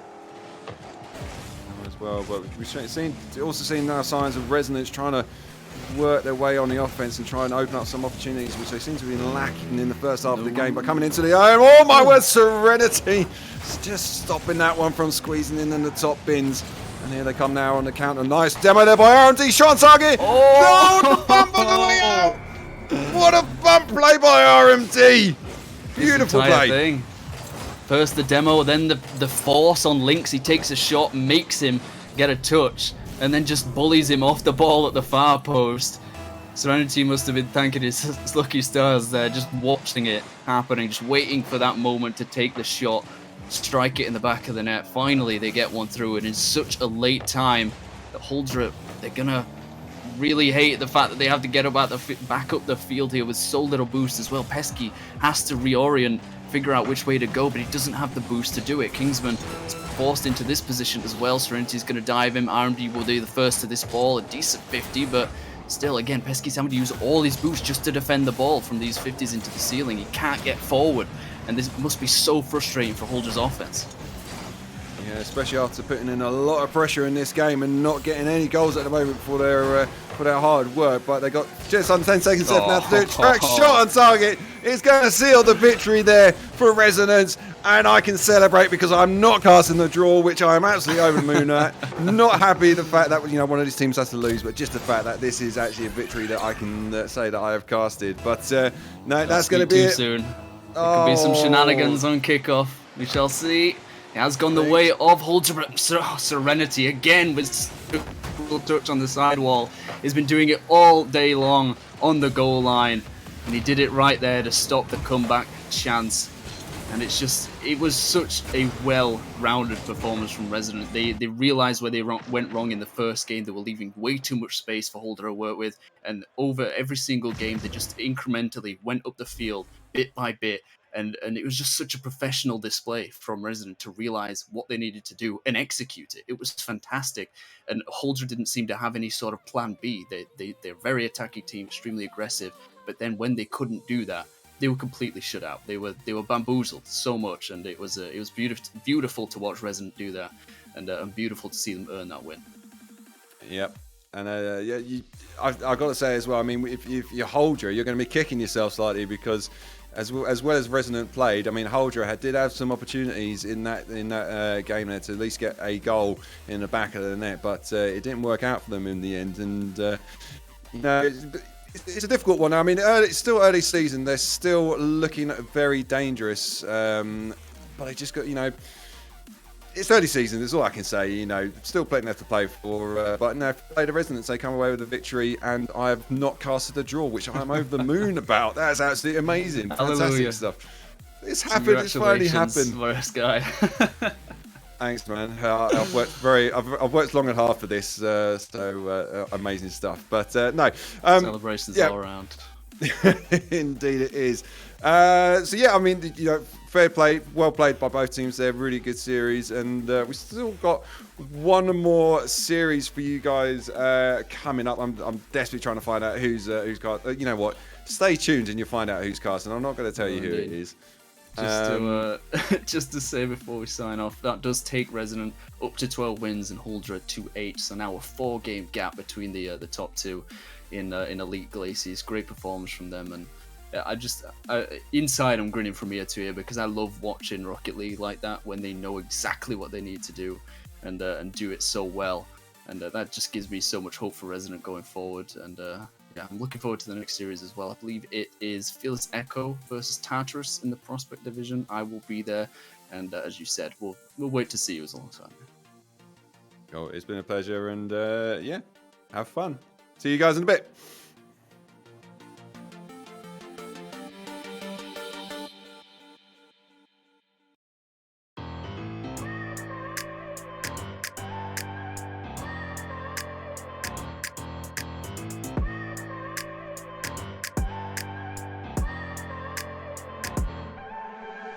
I look at people and I wonder all day, who are you and you and I want it your way. And then I think about myself and I stayed. I'm a pretty boss, look almost your brain waves.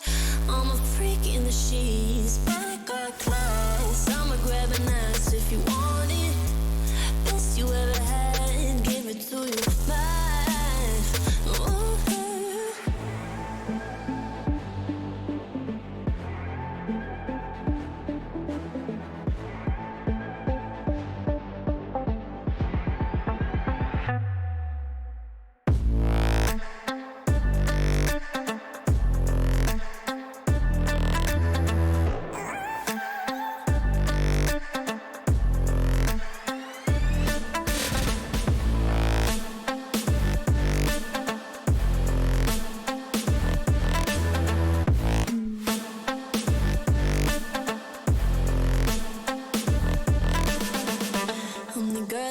Talk about quiet with a big mouth. Listen for the doubt, then call it.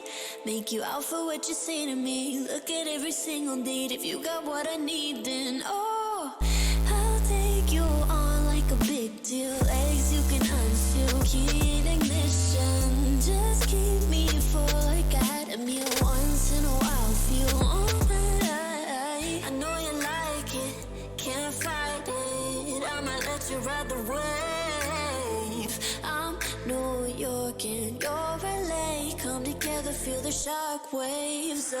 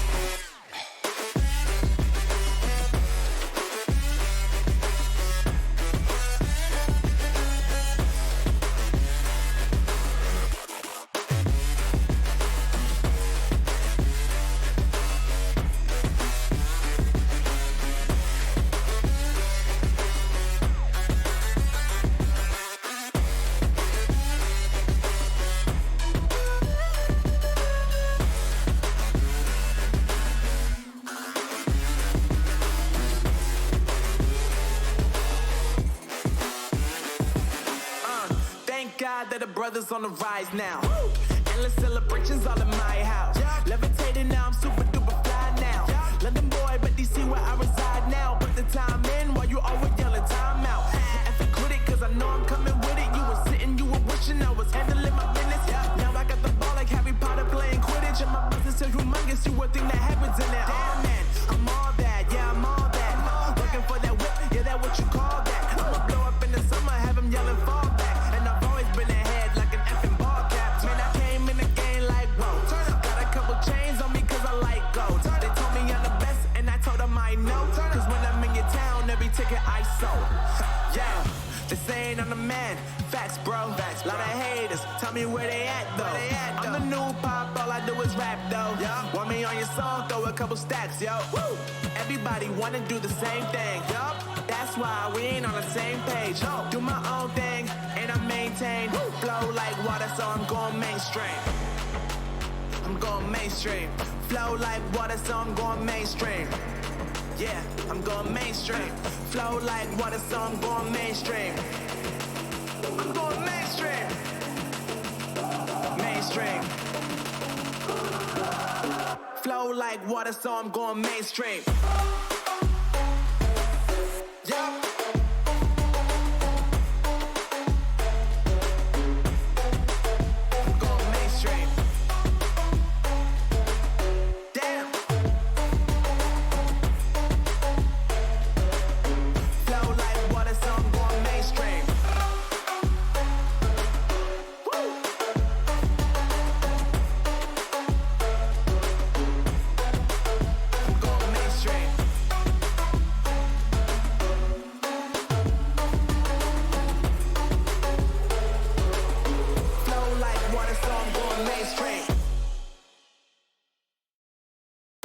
I'm on my own, broken and alone. I feel the rain crashing down all around this empty town. I'm searching for the lost and found, but you don't care, you're unaware. Keep moving like the scars aren't even there.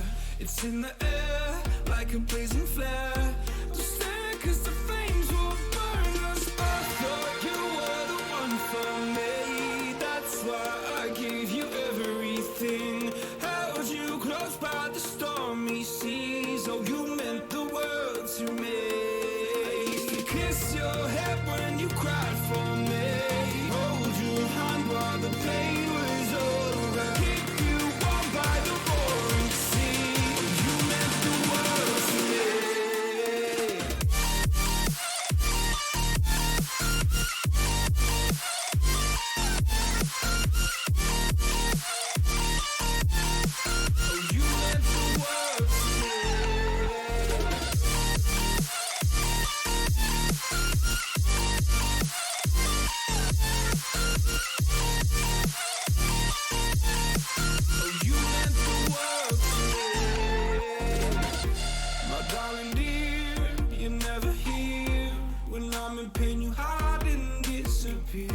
Like shadows in the atmosphere, charting the stratosphere.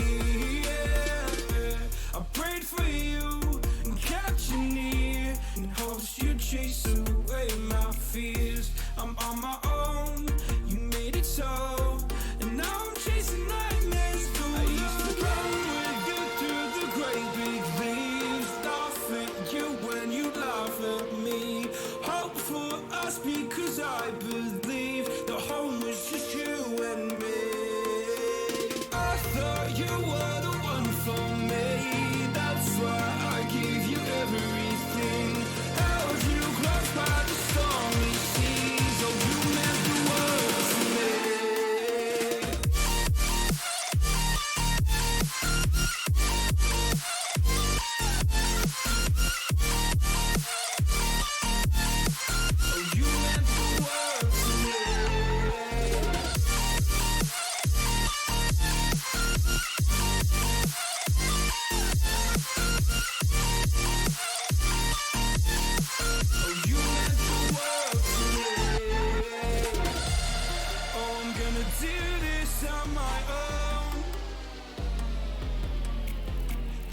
No point in blaming you, you did not know.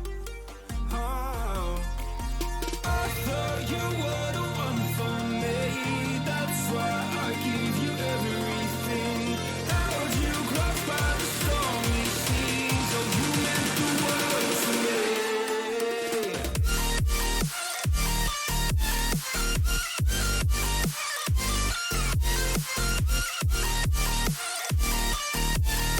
Oh, you meant the world to me.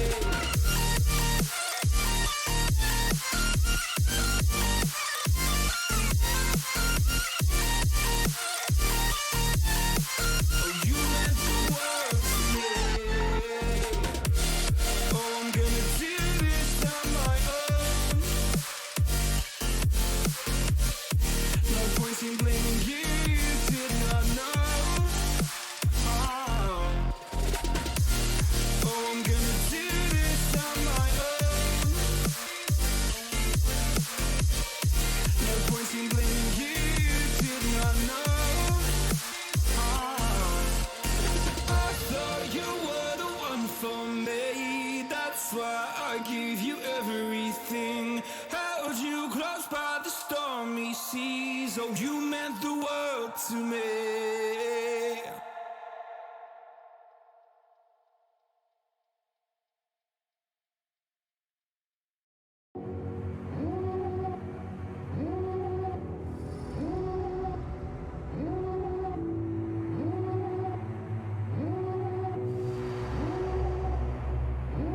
Devil in a red dress, call 911, I'm a killer. You know I hate to confess. Bang bang, got my hand on the trigger. The devil in a red dress, call 911, I'm a killer. You know I hate to confess. Bang bang, got my hand, bang got my hand, call.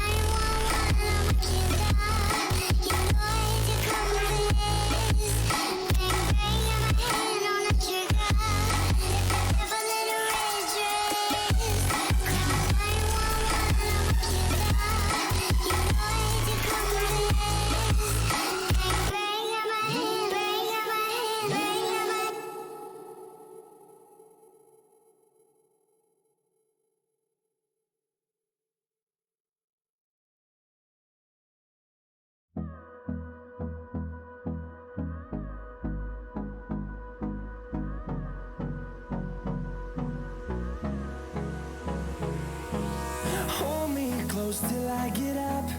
Time is barely on our side.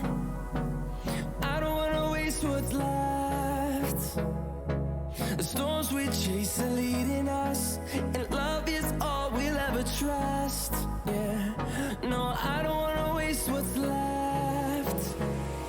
And on we'll go, through the wastelands, through the highways, till my shadow turns to sun rays. And on we'll go, through the wastelands, through the highways. And on we'll go.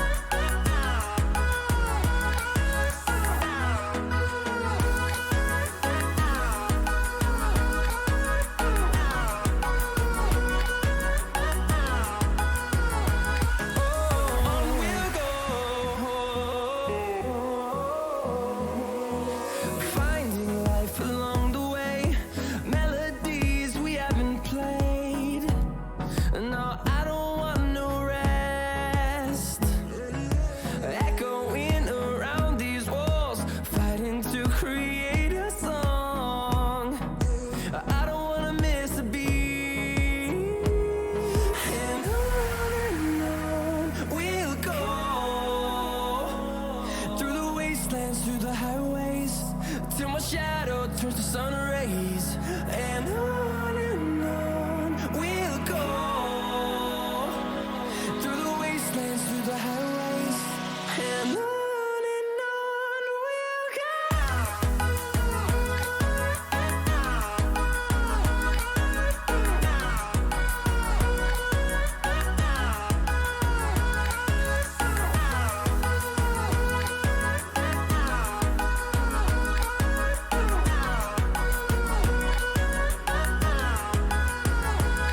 And we'll grow in number, fueled by them to see the horizon, turn us to thousands. And we'll grow in number, fueled by them to see the horizon, turn us to thousands. And on we'll go, through the wastelands, through the highways, till my shadow turns to sun rays. And on we'll go, through the wastelands, through the highways, and on we'll go.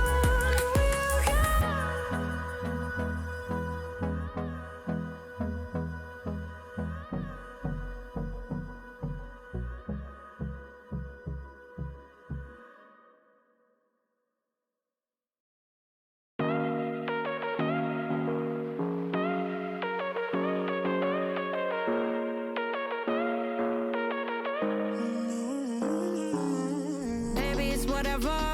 All this ever, but you long gone, it don't matter. Ride or die, that's been the deal. The light of your back, I disappear. But if you don't play that for me, I'm out of it, I'm out of it. I lick my gun and then I'm done. I'm out of it, I'm out of it. And hoping to tell me you're no good. I'm brushing away, do you, the weight of you, of my shoulders. Done with my cigarette, and when all the smoke is clear, I'm brushing away, do you, the weight of you, the weight of you. Don't need a no man.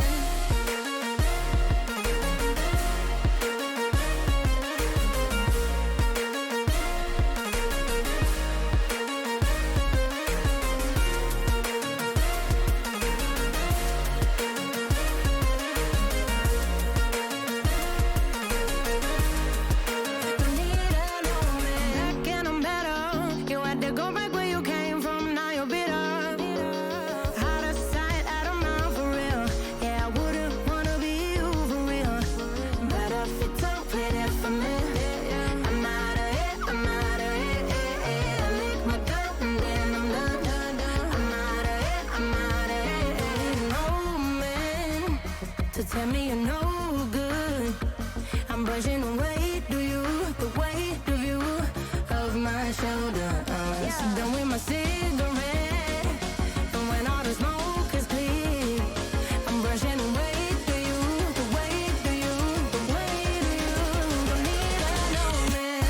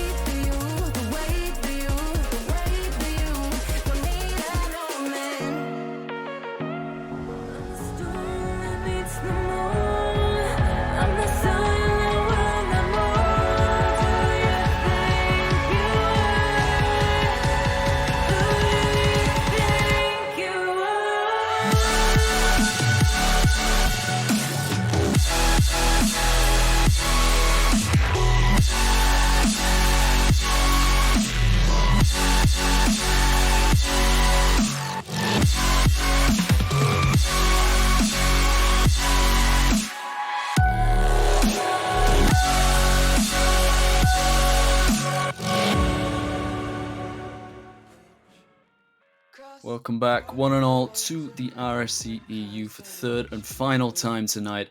I'm myself, Vector, coming back from the previous series, but replacing Morris Guy is the fantastic Potter alongside me.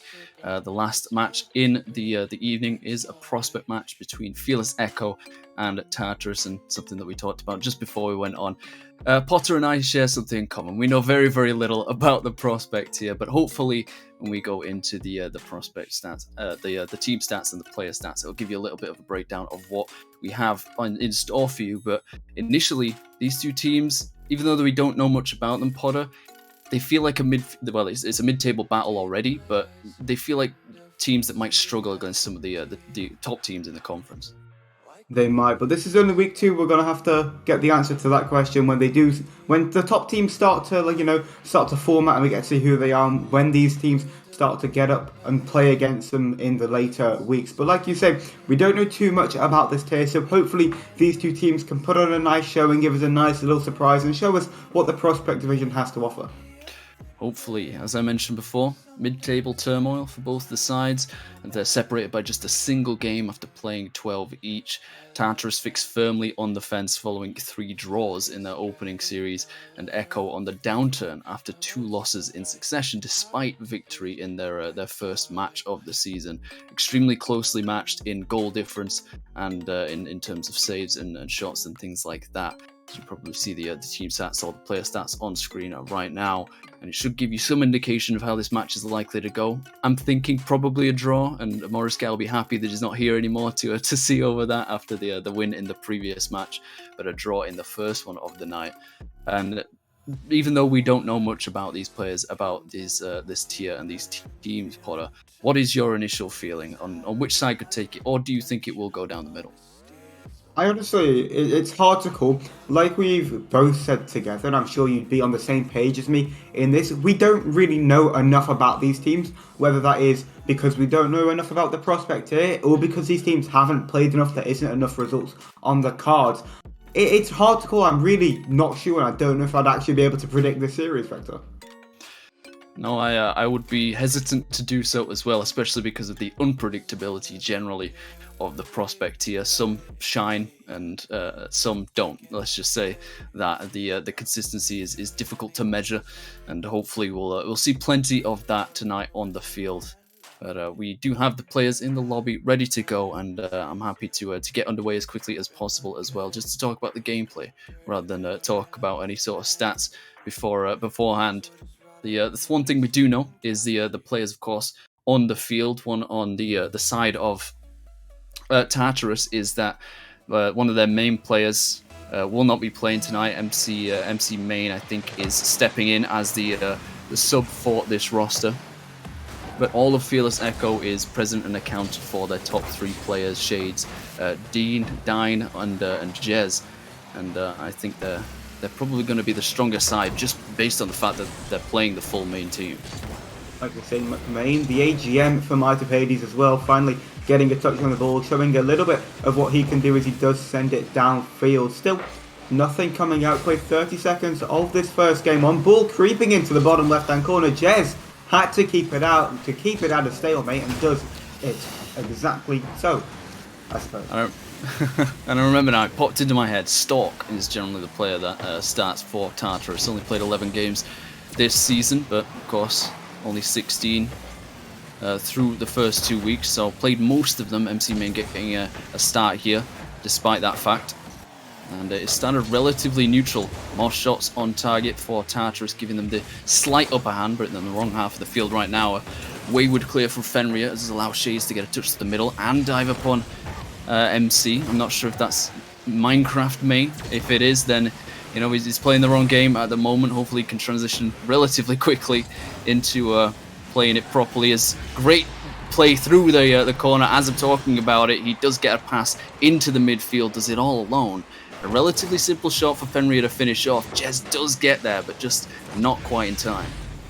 That was a great pass as well. I mean, normally you see those roll across the wall, try and drop it past in front of the goal, but no, sends it infield, straight pinch off of the corner into Fenrir Silken, who slots it into the back of the net. And I mean, you would say that the Tartarus side as a team looking more like a main roster, more like a solidified team, compared to that of Fearless currently. Early stages though, we have to admit. I'm sure things will change as the series goes on. They warm up, shake off those on-stream nerves. Big miss here by MC, doesn't get punished. It's Fenrir. Happy to get this one through. Like he plays for Torg, I've just realised. Fenrir, the same name as a Master Tier team, so thankfully he's not in the Master Tier, or that would be somewhat confusing. But he's in the Prospect Tier, doing decent work for his team right now. Goal on the board, maybe another one from Torg. Big demo opened it up, but thankfully Dean was in position to get rid of that chance. And yeah, he just seems like all Tartarus right now.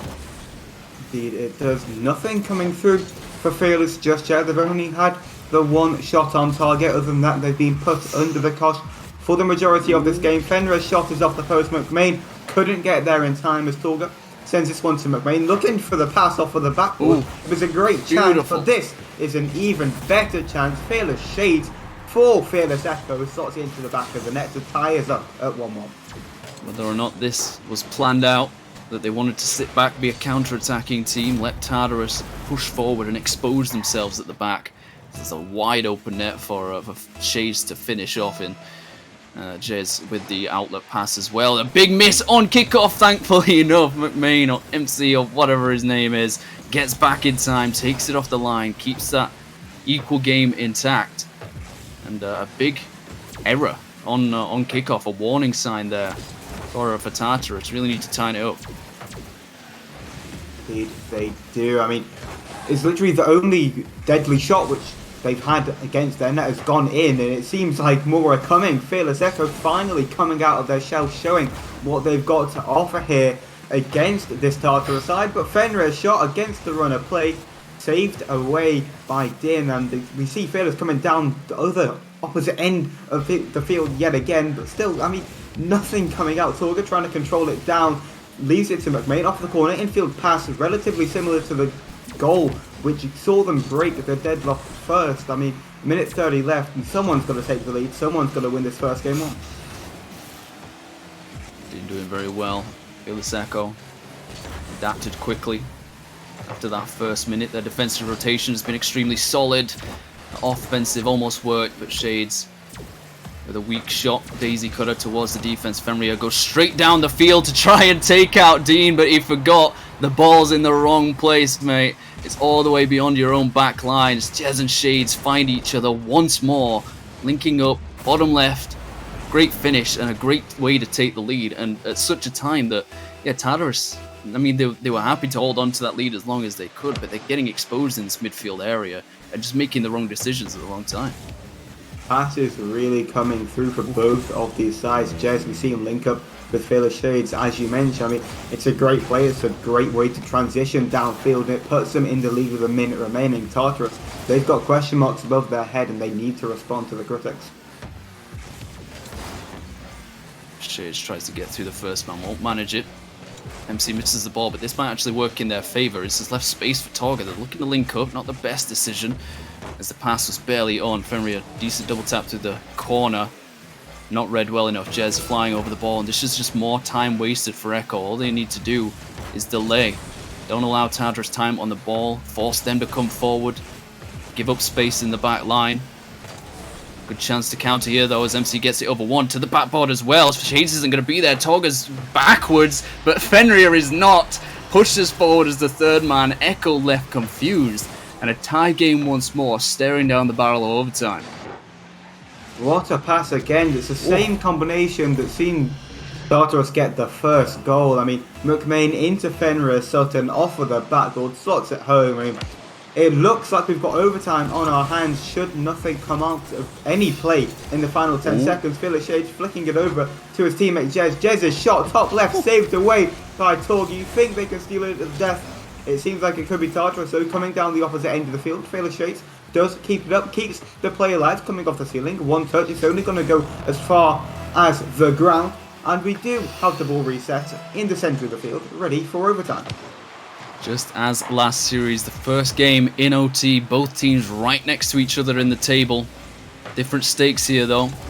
This is the midfield. This is about regaining after your first few series. This one bounces through. MC's there to backflip, take it off the line, but his teammate cannot be there in time to follow up on the second shot. Well played by Shades here to keep it in that danger area.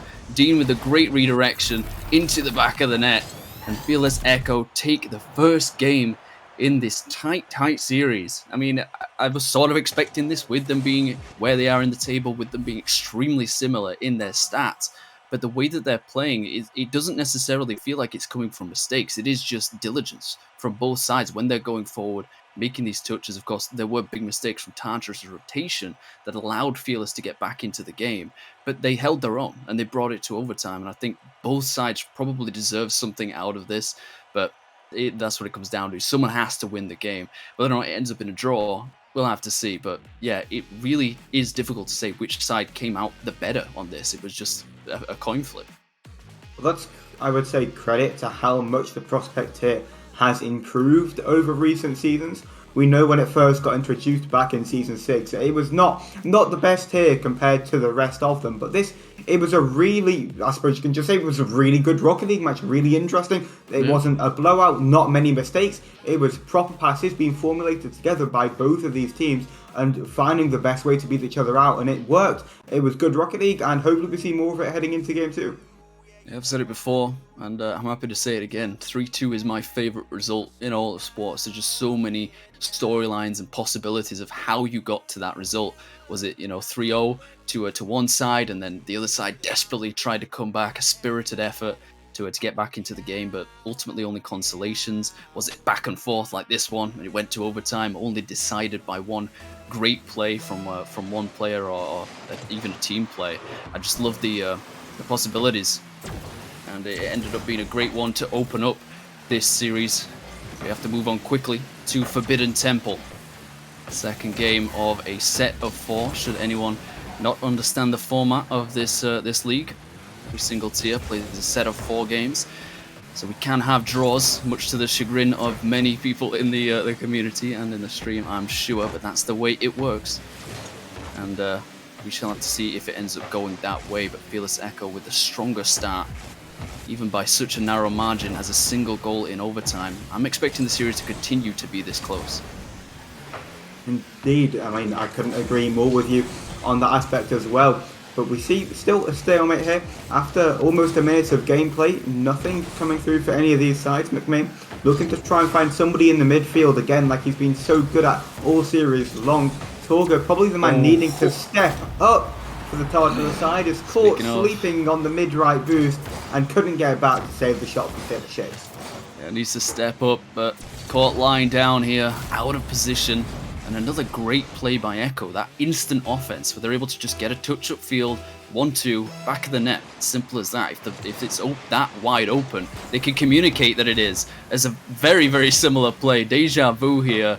Mistake on kickoff by Tartarus, and MC's forced to go back to the net as quickly as possible, keep it off the line. This time, though, it was to make sure they didn't get another 2-goal lead. Fearless Echo. There's a great, decent stop by MC. I just said great, decent, Potter. I'm losing my mind, but thankfully for Tartarus, they managed to defend well enough to keep in their keep the grasp of this game and of this series. Well, still better than some of the lines I came out with in that game. As we do reset, and the Tartarus defense does certainly need to reset in this instance. They've got 3 minutes to try and formulate a comeback. We've only got Fearless Shades and Jez almost linking up again. Fearless Shades to Din, this one ricocheting off of the backboard. But still, the pressure is coming through, the chances being created for the Fearless side, and I'm not sure it'll be too long until we see a 2-0 scoreline. I'm going to go all in. I'm going to coin the phrase decently great and be confused every single time I use it to describe a situation. As Tartarus attempt to be so here. The touch through the corner. Jez has forced to play this through off of his own corner. Does very well, in fact, to get it back up the field. Needing to push it forward ever more. Is Jez going to be there? But Fenrir gets back in time. Take it off the line. And yeah, Tartarus just feel like they're struggling to keep it away from their own half right now. They've managed to get through, but MC misses. Maybe it was a fake for Fenrir to take a shot. Finally goes through. It's a floater, but it's enough. And of course, the moment I start talking about Tartarus' inability to get out of their own half, they score a goal. Indeed they do. And it seemed like everybody was surrounding the Fearless Echo defense there. All 6 players in that half, all 6 players trying to get a touch on the ball, but only one of them did. And it was Fenrir Sutton into the back of the net. It's back tied again at a 1-1 scoreline, and where are we going to go from here, Vector? Possibly in the back of the blue net. Shades takes just a free shot that should not go in realistically. As MC misses the ball completely, Fenrir gets chased by Dean, but Tolga's apparently just not ready. Doesn't read the shot coming in. Lead re-established for Echo. Shades to find his brace as well. And they'll be just as happy to score those kinds of goals as they would any other. So it just continues to be an onslaught through that midfield. Dean does throw the ball away here, just straight to a defender, Torga, to work it back up the field. But Jez in his face, working those 50s. He did it well on defense. Now he's doing it through the midfield too. MC is forced to dribble this away and does well because Torga was demoed out. It just felt like Vilaseka were bearing down on Tartarus bit by bit. Managed to break out for a momentary lapse of peace, shall we say. But they still cannot get back up the field and start scoring some goals of their own. Well, again, a minute 30 left for a response. Is it going to be Fenrir Sutton again? The only man to score for this Tartarus side is going to have to do it again should they want any chance at winning this game number 2. But Fearless Shades, definitely the one to watch for the Fearless roster. Looking for a double touch of his own. Gets it off the crossbar. Din's going to be there to slot it home. But Fearless Shades, it crosses the line. I'm not sure how this man does it. He's got a hat-trick. He's carrying this Fearless Echo roster. And this is how it's done. Even if that did not come off of MC, it was probably going in. There was another player, I believe it was Dean, bearing down on that, attempting to get the follow-up play, but it doesn't matter. Shades finds his hat-trick by hook or by crook, and it leads to a 2-goal deficit for Tartarus to now have to deal with in this final minute. And they continue to get beaten to almost every single ball. Torga does win this one, however. The third man is demoed out, so there's not much pressure kept on. Fenrir with a weird touch, but it works out in MC's favour. Tries to flip into it for a reset, doesn't get anything from it. Shades so much time to work with, and then Jez is just going to be there. The communication is clear from Echo, but it's lacking from Tartarus. It's Torgo with enough boost to get it through to the net, but Fenrir couldn't get it on target. And this one, hold on a second, was that a pinch between Fenrir and an Echo player? Gotta watch this one back. Cuts back into rotation. Yeah, Din's just there. That's so fortunate for Tartarus. They've got to capitalise on this. They've got a lifeline, and they've got 30 seconds to be resurrected back into this game number 2 on Forbidden Temple. Jeslo wanting to make sure the dagger stays in the heart of Tartarus as Fenrir Sutton. No double tap there to be found off of the corner. Torgus Fang could be productive, could be something to feed off of going into later possessions. McMain, that touch is not what they would have wanted, but does touch it back into the corner, can maybe do something with 100 power. Looking to get it off of the ceiling, has the reset to work with, again doesn't find contact with the ball. It's not really working out for McMain here in the latter stages of the game. Fenrir Sutton to keep it alive, touches it onto the ground, and Fearless Echo, they go 2-0 up. Last chance saloon there. They really struggled to find a way through. As you said, they got a lifeline with that. It was kind of a pinch, kind of a dunk. It didn't really matter to Fenrir. He was just glad that he got another goal on the board and kept it close, but it was almost, you know, they got overconfident in the sense that they could have had a chance. And it is the hope that kills you, getting the chance, and then it just being so far, or just narrowly far away even, that you can't quite get it. And you mentioned the Echo trying to keep the dagger in the heart of Tartarus, when generally it's better to take it out because then they start bleeding out. And that's just what it felt like throughout this game. Echo with complete control, of course. They needed Shades to do all of the work on offense. 3 goals from 5 shots. Jez got a couple, but they did very little in terms of overall team play. Shades did the most. Did get an assist for the first goal. But really the catalyst for this team, it seems like, he's got Fearless in his name. He's got it in his blood. And it just seems to be through and through a fearless player. And it's given them a great stepping stone here towards the latter part of the series. I'm not sure if you've realised, Vector, but we do in fact have a Stork in the lobby. McMain has exited out, and we've got main roster up against main roster for the final 2 games, I would believe. I believe so as well, and I'm not entirely sure on this substitution. I think it maybe throws too much of a wrench in the works. Obviously, I'm completely wrong because they've scored within 2 seconds of Game 3. It will be Torga instead of Stork to take it. Obviously, this was just a mistake on the kickoff. Jez angles this card just a little bit wrong, and it leads to the biggest of errors. And a great start for Tartarus, but yeah, bringing Stork in, I don't know. I feel like MC Min was doing quite well, despite the fact that there's a couple times where it led to goals being scored for Echo. But in general, this defense was quite good. Whether or not he subbed himself out because it didn't feel like he was playing well enough, I guess we'll never know. But what we do know is that Tartarus started well, and hopefully Stork can bring them back into the series.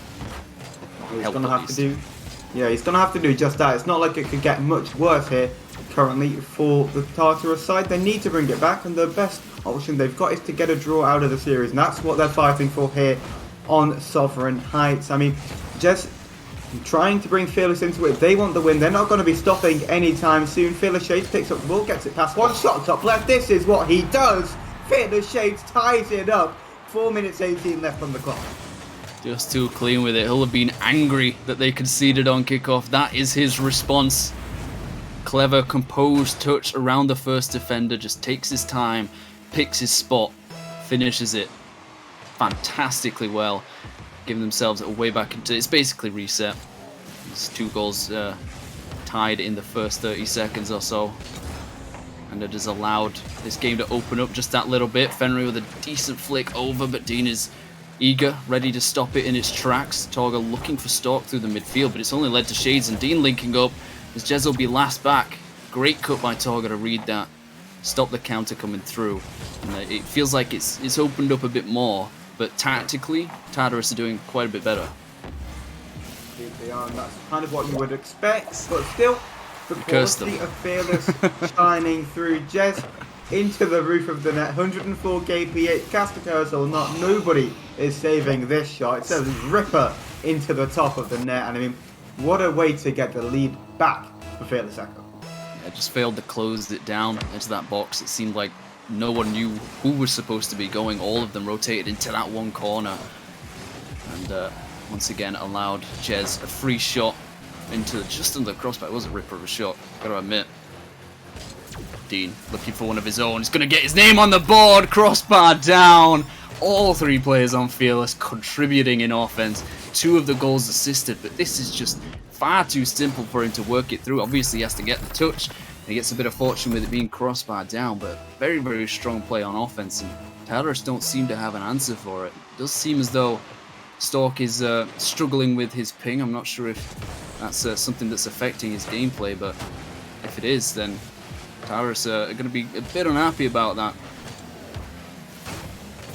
Indeed they are. I mean, I don't see why you would be happy about it when you are losing. You do not want to be losing in these situations. But this one, Fenrir there again, the golden striker for this Tartarus side, I mean, needs to come up with something good. I'd say he's been the carry player for the Might of Hades franchise so far in Prospect. It's not really working out for him here in Game 3. They need to do something. They need to flip the script. They need to try something different. This is the part when you want to throw the kitchen sink and the rest of the household at the Fearless Echo defense and just hope something goes through.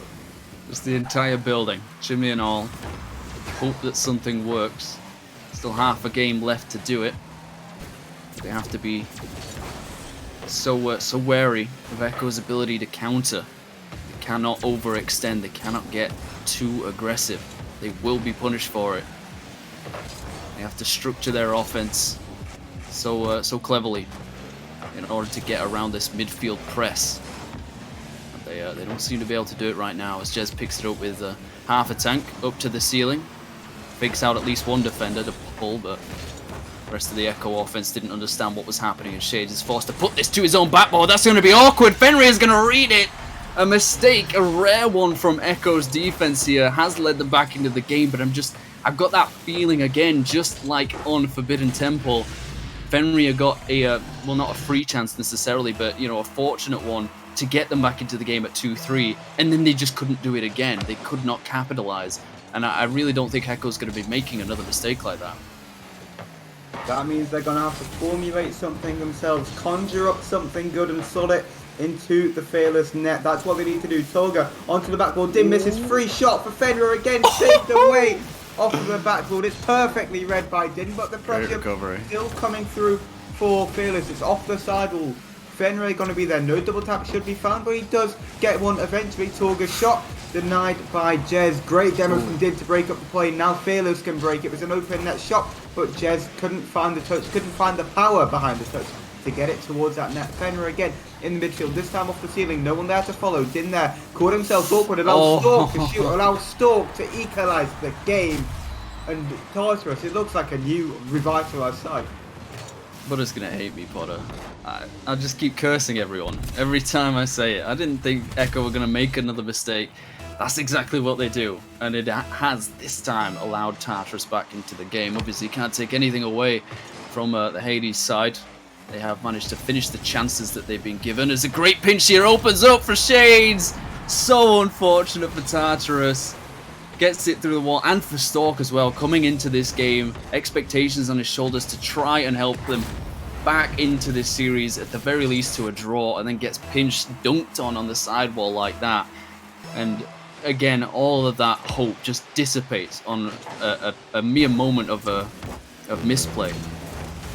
Well, that's how you repay your sins from almost putting your team in that situation. Oh, no. But Torgar putting his team potentially in an even worse situation, but he's able to scramble back to the ball and get it well clear of the blue net. But Stork and the rest of Tartarus, they need to get something going. They need to try and equalise this game up, otherwise it's going to be a loss in the series.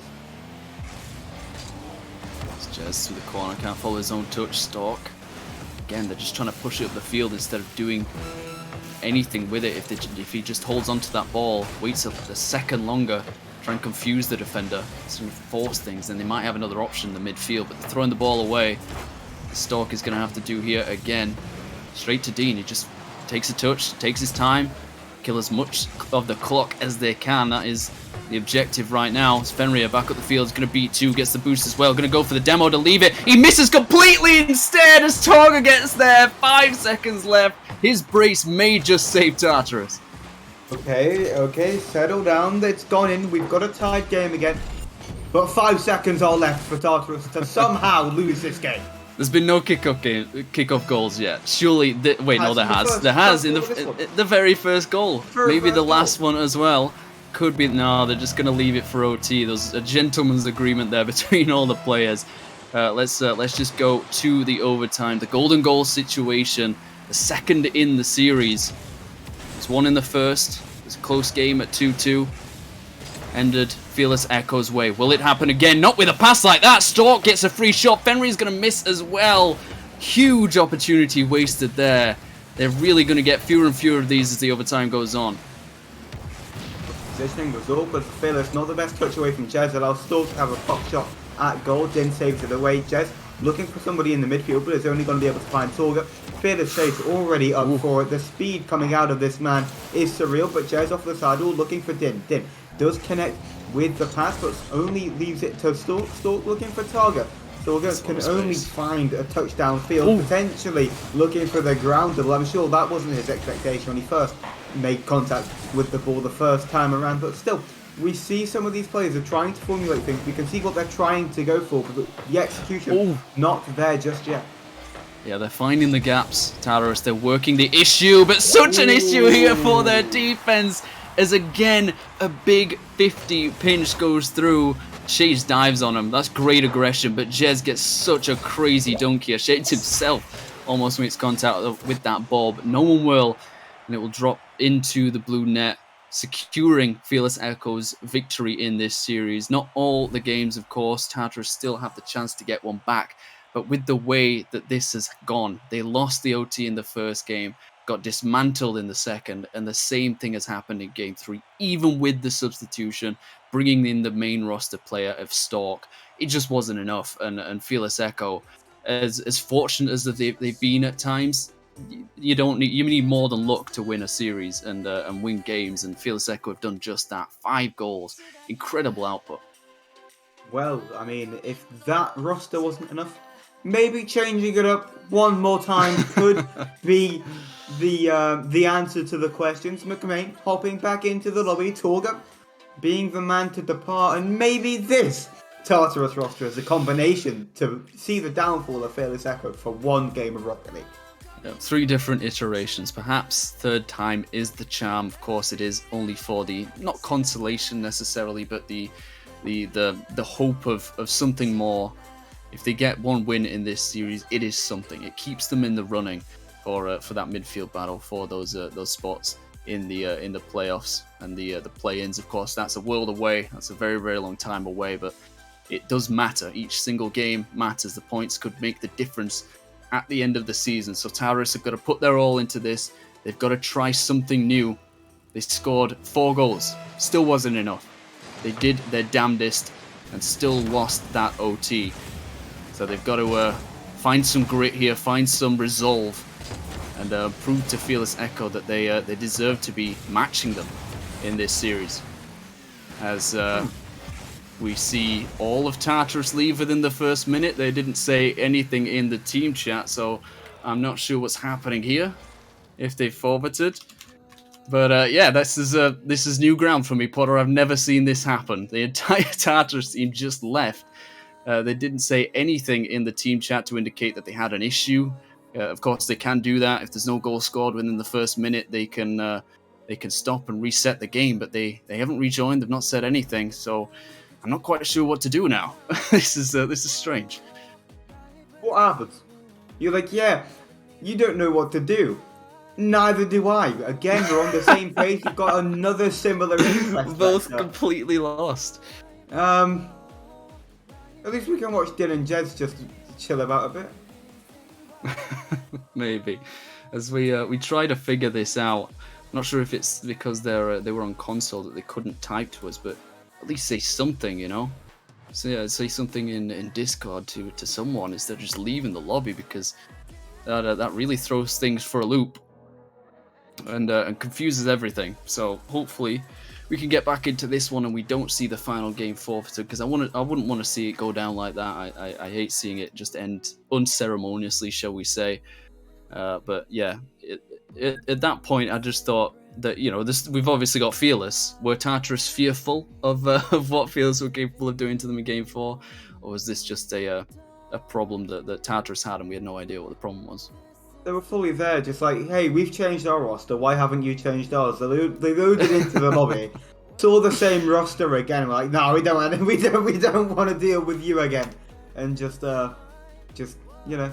Why don't you change players? We've done it. Come on, be fair. Yeah. Where do we go from here? We still don't know what's happened. We can only assume it's a lobby reset. That's about the issues we have. Maybe the oppositions, the Tartarus side, all console players can't really communicate to us over here, so we don't know what the issue is. We can't formulate this back over to you. But we do have a new lobby up if you're associated to any of the teams. If you're associated to Tartarus, to Fearless Echo, please do try and get them into the lobby and we can get Game 4 underway yet again. But we're left here.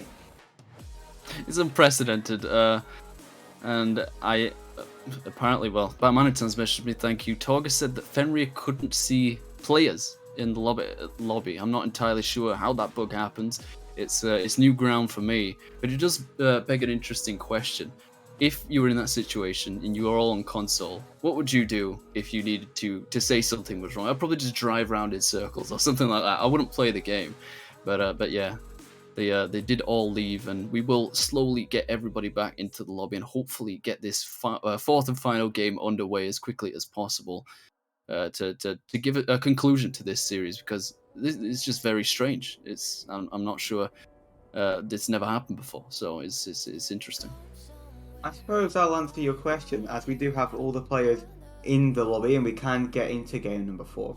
To answer your question of what you would do if you were on console and you can't communicate, leave the lobby before Game 4 starts. Yeah, so it's a book that I've never seen before, so it was very odd. Put in the Twitch chat saying, yeah, read the Twitch chat. I don't have a second monitor, okay? I'm not like all these fantastic casters that can read the chat constantly. I don't always know what's going on. I rely on my production to tell me these things, and it leads to a bit of confusion, which is always kind of fun anyway. So I like the chaos of that, and it doesn't really matter. No harm done.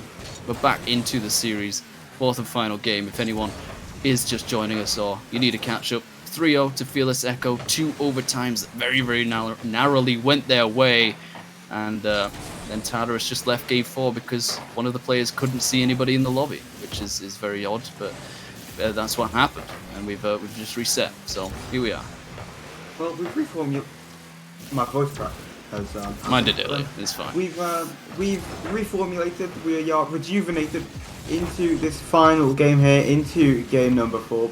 4 minutes left on the clock. It seems like we haven't been playing that long, and maybe something will come. Something will interest us first, more than speaking about that discombobulation of what happened with the lobby reset and anything to do with this game. Just anything even more confusing. We need some whiff on the goal line that goes in at about 5 kph to somehow make game 4 worth it.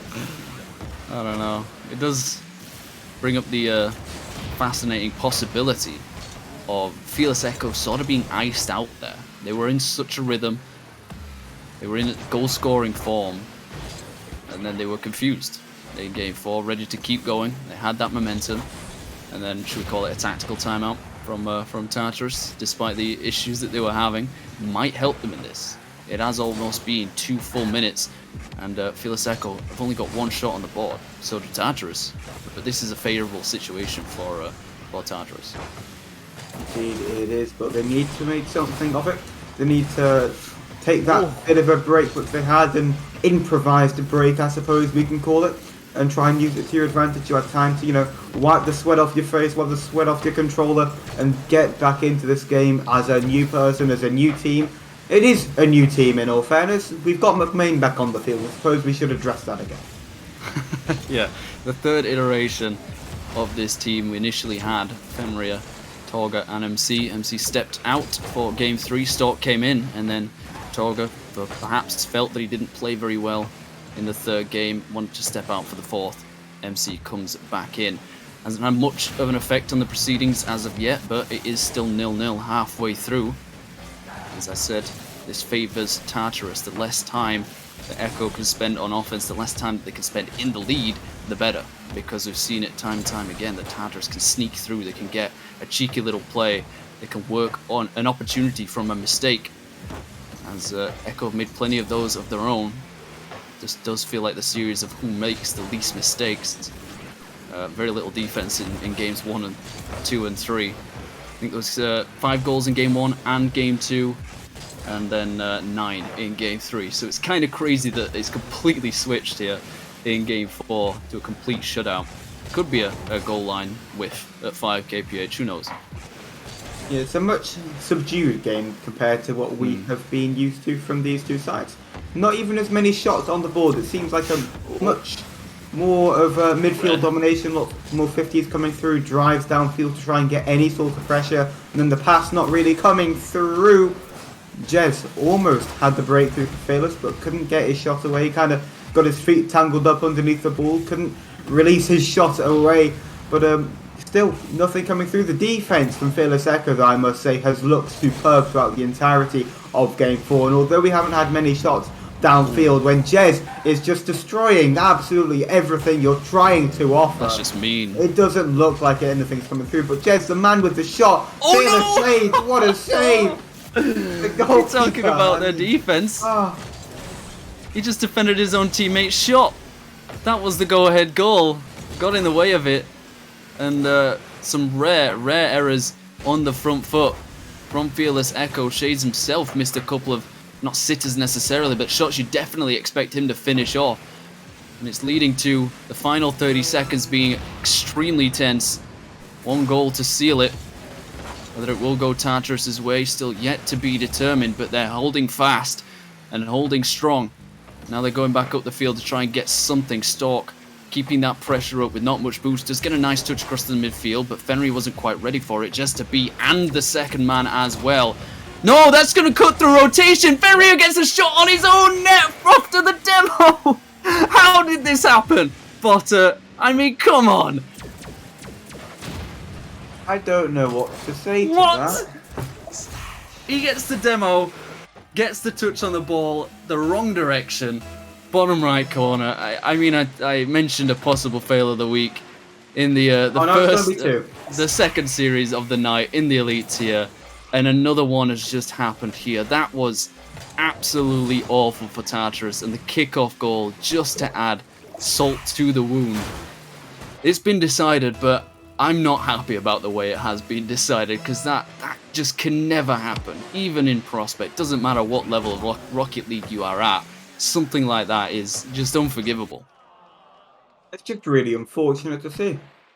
I don't think it was intended in the slightest. I don't Of course think he not, wanted to make contact but with the someone ball at all. had to be back. It's just so sad to see. Just to add some more confusion to it, and going back to the absolute discombobulation we had after Game 3, two of the players were on Steam. And they just didn't say anything in the chat. Didn't say They just anything in the left. chat. They just had enough. Well, I'm not surprised after the way that series went. The first game, 3-2 overtime loss. Second game, 3-2 loss straight up. Game 3, a 5-4 loss in OT as well. And then the fourth, Echo just gifted it. They very much had a chance to seal that final game, Tartarus, and they threw it away. They stabbed themselves in the back. I don't know how they reached back there, but they managed to do it, and it has hurt them desperately in this bid for midfield control of Glacis in Prospect, because that does put Fearless Echo above Tartarus and above Parmis, I believe, as they get 9 game wins now. Yeah, 5 plus 4 equals 9. Good maths, but not good for Tartarus. They stay exactly where they are at 6 and 10. So, yeah, that's a struggle. Drawing your first 3 series and then losing your fourth one like that. Very, very tough start to the season. It looked like it was destined towards an overtime as well. A 0-0 overtime at that as well. And I was ready to use the line, 3 overtimes, potentially 3 overtime wins for the Fearless side, but I mean, that just tops it in terms of heartbreak, because 3 overtime losses would have been a hard pill to swallow, but that is terrible. Weirdest end to a series I've ever casted, I believe. And you've casted a lot of them. Yeah, I've casted a lot of series, and that was up there in terms of odd. So, I mean, I'm glad of it that I obviously had to witness that craziness, but yeah, I'm sure Tartarus will not be glad of the fact they have to go home with nothing, and Fearless Echo they must have been laughing in BC at the end of that, because there's just what can they do? They didn't even have to earn that final win, but they've got a sweep for it, and yeah, crazy end to the night. But that will be the end of the night and the end of this stream as well. The final game in Prospect, crazy one, but a fun one, and I've enjoyed my time casting alongside you. Yeah, it's been great to be back in the booth with you for yet another season in the RSC Vector, and long may it continue. However, that is all the action we have here on the RSC stream tonight. We're back with you for some more RSC action tomorrow, starting at 8 PM CEST. So I mean, go to sleep. Don't go anywhere. Stay right have a here good day. and stare at this Twitch channel until it goes live again to watch more RSC action. It's been a great night, and I can't wait to see what we've got in store. Following on from this one, I believe the next stream is on Friday, if I'm not mistaken. If I am, chastise me in the chat. Do whatever you do. All I know is that it's been a great night at Rocket League. I hope you all enjoyed. Of course, go follow all of our socials, Twitter, Instagram, TikTok, all of that for more action, for more tidbits, details about the league. And thank you to our sponsors as well. It keeps things running, it keeps things good and fun, it keeps the league competitive, and that's exactly what we want, Potter. So yeah, I've enjoyed my time here. Thank you so much to everyone for watching. Thank you to Cameron in the background, Potter and Morris Guy for joining me in the booth. I hope you all enjoy the rest of your evening. Good night. Stormy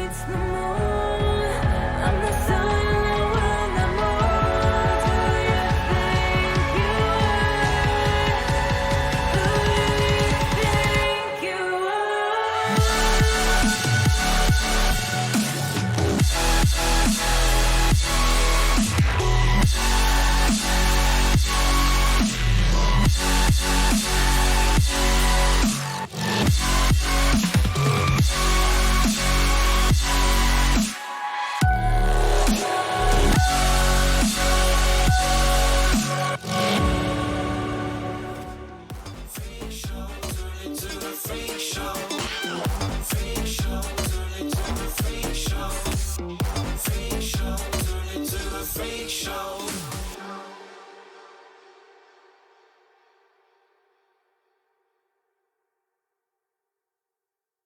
Won't you take me home?